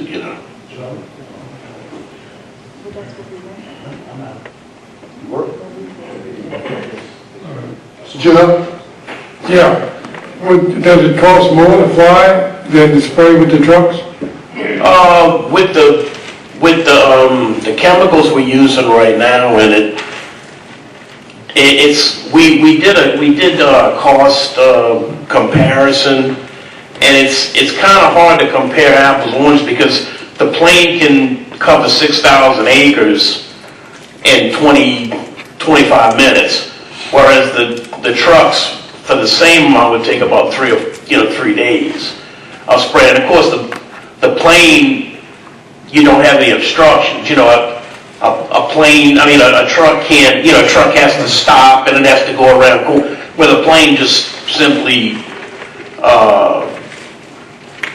Okay, one more question. We're still using the same plane that we've been using for a while? yeah, the plane, We never had a bid to see if we could save money on somebody else bidding for it? We could put out a bid and see if we can save any money. If we're still using the same guy, has he increased it in the past few years? well, we own the plane. I know, but you gotta get the pilot. Yeah, we do have the pilot fee. Okay. Yeah, we could always put that out there. Okay. So you say our plane's getting old and it's not doing well? No, the plane is, it's very old, but planes have to be kept up to, spec, so, in other words, you can't let them get in disrepair. You just keep doing the upgrades, so, Where's our plane kept? it's over at Southern Seaplane, That's $500 a month just to park it there. just to park it there. Right, he does maintenance on it once a month also, right? He has to do maintenance on it. Right, so that's about $1,000 a month. We used to park in Braithwaite, right? Is that correct? That's been about 20-something years. Yeah, we had our own, Right. we had everything. We had the runway, we had the pilots, we had the in-house mechanics and everything at that time. So its averages, it's about $1,000 a month to keep it there and do the maintenance? It fluctuates. It's $500 a month for the rent, Right. but maintenance goes for, how many hours is on the aircraft. Well, that's our aircraft, so we got to pay for hours on the aircraft? No, hours if the plane has 2,000 hours on the prop has to be reconditioned. Oh, okay. That's what I mean by that. Not that we have to pay hours, it's just, All right. I'm just checking because I was just wondering, if it's cheaper to use the trucks or use the plane, have you ever figured that out? like I said, it's hard to do apples to oranges with that because of the efficiency, but, with the trucks, people like seeing the trucks, a lot more. Yeah, and constituents are happy to see the truck. they love to see the trucks. They don't hear the plane, They don't really, give, the big, everybody's had a large influx of mosquitoes this year. Right. If you look on a Plaquemines map, Plaquemines is 3 to 4 miles at the widest maybe. Some of the mosquitoes we've been dealing with fly 15 to 20 miles. So we're not able to get them at the source, and they're basically nuisance mosquitoes, and that's why we don't have the disease factor. Right. We do the pre-treatment of the ditches and the catch basins, and that's what keeps our population of that species down, which keeps the West Nile at bay. We've talked to other parishes and they had the same problem as we had. A lot more in some places. Thank you, then. Councilman Lepine? Mr. Denny, today, I see you came and asked Mr. Surpass if you could increase your budget. Last year's budgeted was $246,000, and up to date, 2017, you spent about $176,000. And it's a bottom line budget, is that right, Tommy? That we can... $1,500,000 for operating services. Okay. Yeah, I got a little. Because I guess my concern is you're asking for more chemicals, and don't get me wrong, I'm a proponent of the mosquito department. I think I do a wonderful job, but until you get more drivers or more people, I would maybe like you come back to us and ask for more money. Because sometimes when the money's in here budgeted under chemicals, can it be moved around to something else? And that's my problem. If it's a bottom line budget, and it can be moved into some kind of other thing, and then, I had to use this for something else. Right now, I know you're short of drivers, and I sympathize with you. I wish you had more. The chemistry problem is we only use one chemical in this parish. Most parishes. But how often do you order chemicals? Once a year, twice a year, about 3 or 4 months. Whenever we get low, we have containers, and whenever they get low, we make an order. So basically, every 3 or 4 months? I mean, it's kind of hard to tell because this year was unreal. I mean, we were usually pretty much shut down, and we were going full steam ahead because we had mosquitoes to deal with. But that's not every year. But it was warmer this year. So. How many drivers you say you would need to be up to par, up to speed? I mean, I just wanted the 4 extra just to get them, so people would see them more. It's just the public, like I said, they love to see the trucks out, and and if we had some different chemicals to use, see, with the chemical we're using right now, we can't spray every night. That's against the law. If we had other chemicals to use, well, we could spray one chemical, one night, and maybe 2 nights later we use a different chemical, and it's just it's a rotation process. It's a good practice. Some people that find out that we only use one chemical, they kind of cringe, and I simply tell them I have no choice. I have to do what I have to do with it. If we upped your budget in chemicals, you could order a different variety of different kind of chemicals? We would probably use Dibrome in the plane again, and we would go with the Permanone in the trucks, or maybe some other type of some other product. Yeah, we would probably go back, and that's a nice kind of mix up. So it's not the same, same. Well, I guess my question: if we spray, but the Dibrome is very expensive. The chemical, economical chemical that we have, is it immune to the mosquitoes? Are they not? No, tests have shown that we still haven't built up a resistance. I don't want to ever get to that point, though. You don't want to get to a point where the chemical's not effective. Well, okay. That's all I have. Thank you. Councilman Rico? Thank you, Mr. Chair. Chris, on the manpower and the drivers, you said you needed 4. I know we did our legislation, did our part as far as... Yeah, I don't know where that stands at right now, but whenever it's advertised, or we'll... Well, I guess I could say I'm asking the question now. Is it in Civil Services hands, or is it in... That's what I don't know. Well, we have both of them here, so...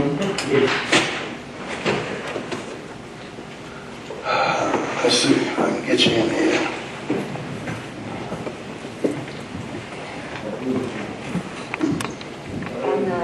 The drivers, This issue has been corrected in the 2018 budget.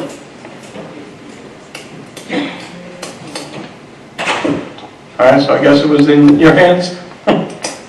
This goes back to the director pay, and has all been remedied in 2018 budget. Full-time versus part-time directors. First, another question. It's been asked me a couple of times, and of course, I've raised the question myself. Why is there two drivers, or two people in one truck driving around collecting mosquitoes? They're not collecting, they're doing their larvicide. I usually have two people in a ditch. One person driving, one people throwing the briquette out. It's just a little safer that way. Because I have, constituents that asked us, Yeah. why aren't they in the truck spraying, one in the truck spraying? They don't spray, actually. They're putting out briquettes, and they're also spraying some oils and whatever they need, whatever situation they find. Okay, well, could they spray in a truck? Could they drive a truck? Well, yeah, I guess they could. We have sprayed. I've sprayed myself. Actually, I think even all the council members agreed they would even drive a truck. Yeah, the thing I really needed, when I was presented with that, what we really needed was, and I'm not trying to stir up anything, but I asked myself if we could get a tractor to cut some of the ditches down in Venice, because that's where a lot of mosquitoes were coming from. And if you get the ditches cut, then we treat the ditches, and then the ditches are not producing mosquitoes. Most of my biggest mosquito complaints are coming from people that are actually growing them by the billions, and we try to deal with them. We're always polite. I went over to people's houses personally, and but you can only ask them at that point. But I mean, we will empty buckets, we'll dump over boats, we'll do whatever's needed. But really the problem, it never gets solved, and it's just a joking matter, Well, I noticed myself driving up and down the highway since a lot of ditches have been cut. They have been, and we've been treating them, and it's. But what I was getting at, a lot of them are still holding water, it's along Highway 23. If they hold water, that's no big. A lot of them have minnows in them, they have crawfish, crustaceans, and those are not producing mosquitoes. We take little dips, and we find out what we don't just, throw chemicals in ditches.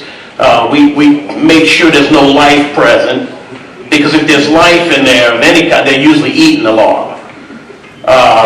But the ditches it's mostly the little swales, like if the ditch hadn't been graded just right, it'll hold water, and that's where your mosquitoes are coming. They have to have water to reproduce. All right, thank you, Mr. Chairman. Councilman Black? Yeah, just make note that I'm going to be looking at this 120,000, because I'm not fully convinced that there's an actual plan in place. You said, probably quite a bit when Mr. Levine asked you about what chemicals to use.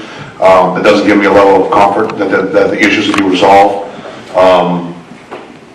Tommy, what's the increase of the $36,270? What salary is that? Is that the additional drivers, the part-time drivers, or is that something different? That should be different.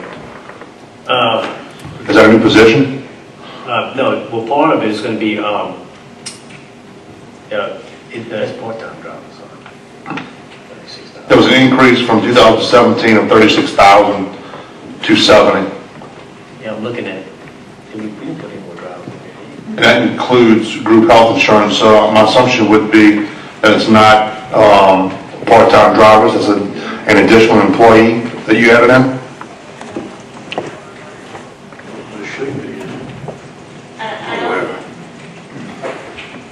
Don't do it. We'll look at it. Yeah, I mean, that's another 36,000, actually 41,000, so. I mean, I'm sure there's a reason we increased it.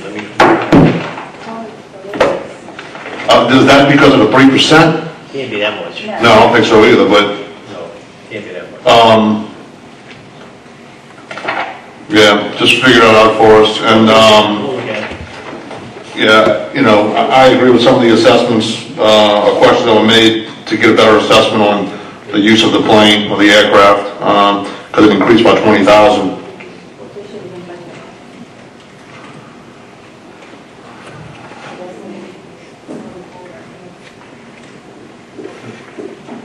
We're going to try to find out. All right, thanks. Thanks, John. Okay. Finance, any comments? Yeah, the only thing I want to say, Mr. John, is Chris has an issue with this year's budget also. You're going to see that on the ordinance for the last council meeting. He's about $10,000 short for this year, purchasing chemicals and stuff like that. So he's really over his budget this year already. So I'm gonna ask y'all to do an ordinance, at the last council meeting. But what you're gonna see is I have an ordinance out there, one for the operating budget, and we're gonna go through and look at all of the issues that we can find, and we're gonna put that all on that one ordinance. But I'm gonna get y'all that ahead of time. When you spray over areas infested by trees, does that have an impact? Yes. So what do we do? Chemical diabrome that we used to use is a heavier chemical. It weighs about 14 pounds a gallon. So we tend to, and that's why we used it, because it penetrates that canopy better than what what we're presently using. But we don't, we don't have a whole lot of forested area that we, not as much as we used to. So, but yeah, the diabrome is heavier and it does penetrate that canopy better. I know, excuse me, because I live on East Bank, of course, and I've seen the planes pass.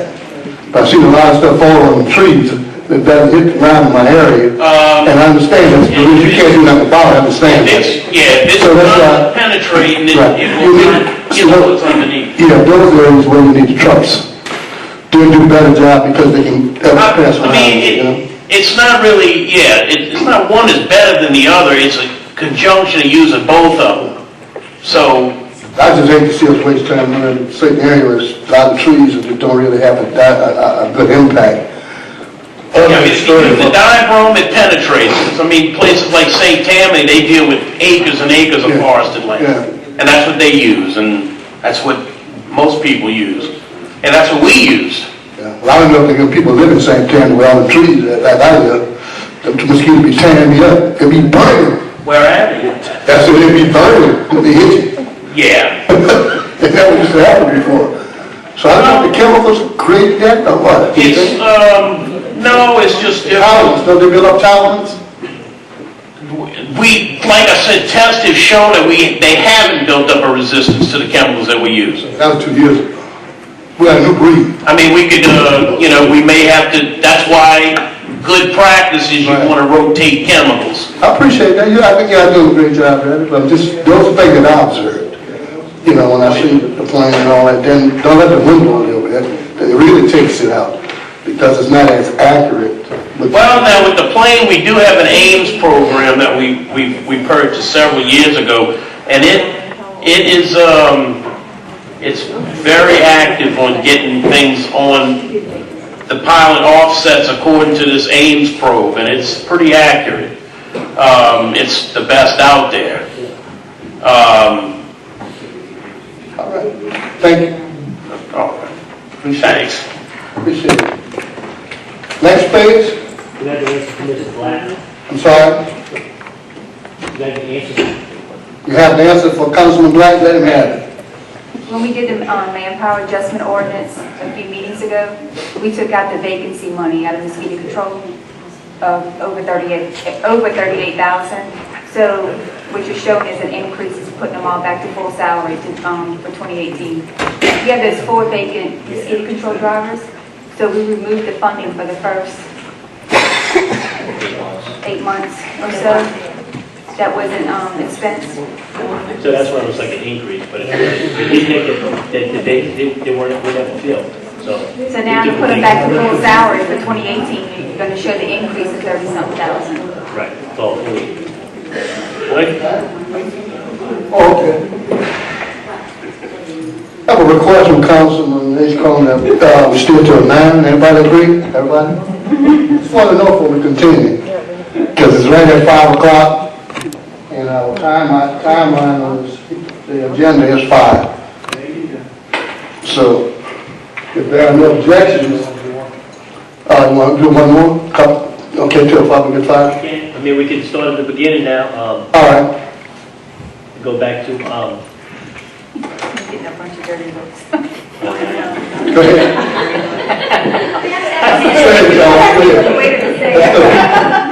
y'all don't throw anything in. Let's go. All right, if we go to, Want to do the parish council now? Let's go. Okay.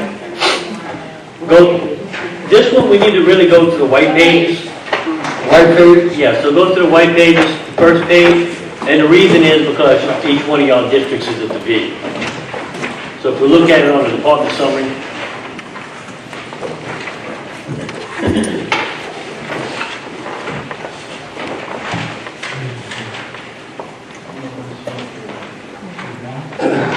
What page, page one. One of the white pages. All right. They have a proposed amendment to this. That's the entire council? Yes, this is council general. We do have a requested amendment for this.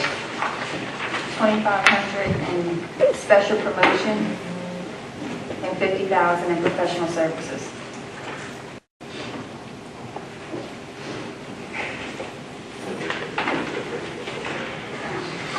What, 500? 2,500 in special promotion charges and 50,000 in professional services general. I requested actually Councilmember Williams requested me to get the 2,500 for the police jury region 1 and 2 meeting that we're hosting next year. That I don't know. That's my amendment. No.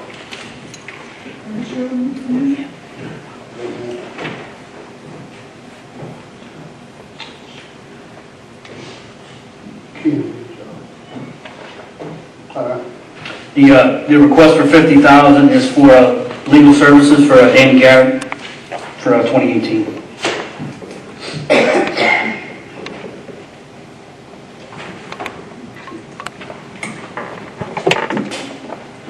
How much we spent this year so far?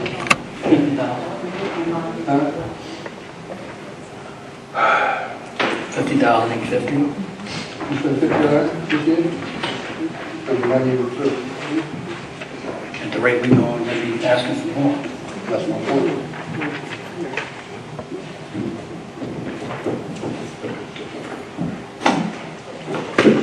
All right. Next item, please. Council District 1, page 2.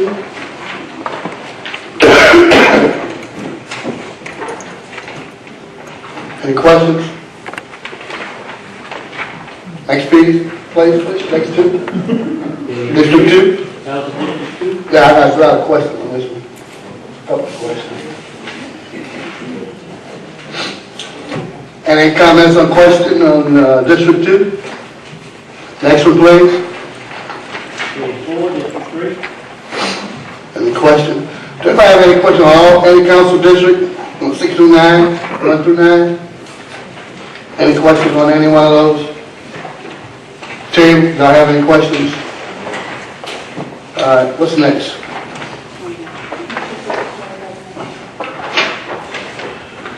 Council Secretary, page 11. Page 11, council secretary. Council secretary, I have any comments y'all like to make? Budget? Yeah, we did request an amendment. Money was taken out that covers the updates to the code books. So we asked for an amendment to put that back in. You have the amendment to that? No. That's for code book updates. That goes in. Okay. All right. What happened? It was 3,000. She just put it in the wrong category, the amendment. She misunderstood. But we're good. 1053. Yes. So the money's in here, just needs to be moved to a different line? No, it was requested, but it was taken out. So there's an amendment to add it back in. Any other comments? Next item, please. Internal audit is the next one I have. I don't know if you see it. What's up? Kean. You do have. Kean. Bennett. Yeah, I think so. All right, go ahead. Okay, you do have an amendment, I believe, at the table. 15,795. That's to upgrade the software equipment. Is that what it's under? Several different line items, yeah. The biggest thing, yeah, software. software and computer, Software. technical services, software and office computer software. Anybody any other questions from the table? Administration, next please. Next one is legislative liaison. There's nothing in there. Page 13. Well, before we jump to that, which legislative liaison is this? Is this the Mercury people or is this the state people?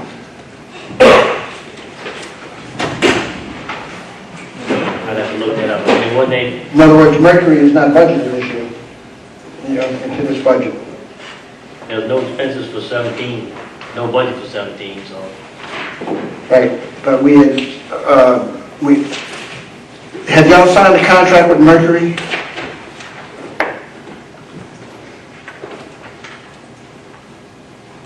I have it.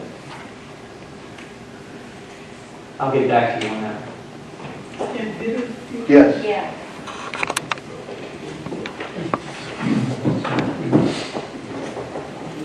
We made an agreement that we were going to fund 50% of that contract and the port was going to fund the other 50% for Mercury. Yeah, I thought it was a pretty pressing issue at the time, right? I- That we hire Yes, ma'am. Ms. Williams. Oh, yes. Ms. Williams? I agree. That was my understanding as well, that we were going to split the contract amount 50/50, because we pretty much have the same pressing issues when it comes to legislative liaisons. So I highly recommend that we put that funding in this budget. How much? Mr. President, any comment? Councilman Black? No, I'm trying to get an answer now. Report already signed.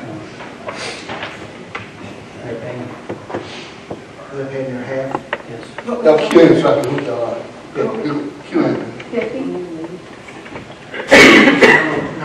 Bird? Yeah, my comment was that the port has already signed a contract with Mercury and have already started paying. Yes, sir. What's that? And I don't know what the contract amount total is. I thought it was around 100 and it would have been 50/50. So unless we get the contract, we really don't know.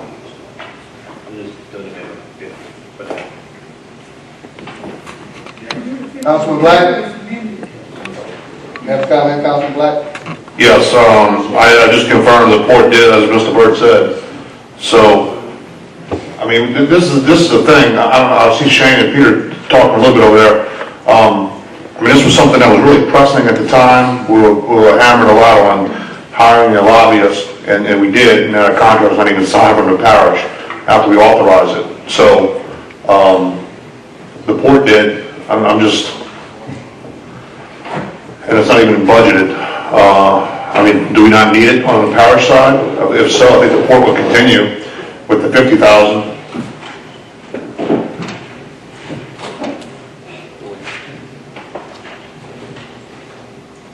Any comments? The port's paying $4,500 a month. Mr. Rousseau? If it worked for half pay, I'd be glad to say that, let's do it. And any comments from the table? Administration? Next item, please. Next page, page 14, ordinances and proceedings. Okay, everyone. 14.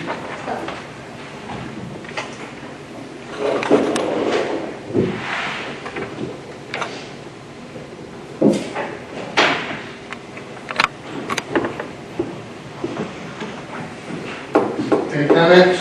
Table? Rousseau? Yes, I think what we should do is, for the upcoming year, make our agenda shorter, less minutes, and we won't have this increase of 67% in the publication of minutes. I wholeheartedly agree. So if we keep the agenda short and only deal with the items that we're going to vote on, and keep our ordinances and resolutions from bouncing around from month to month, we'll save Kim and us some money. That's all.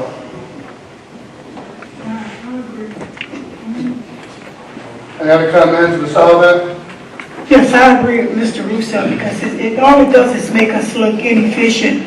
We go into double alphabets every council meeting, and we deferring and deferring and deferring, so I agree. If we make the agenda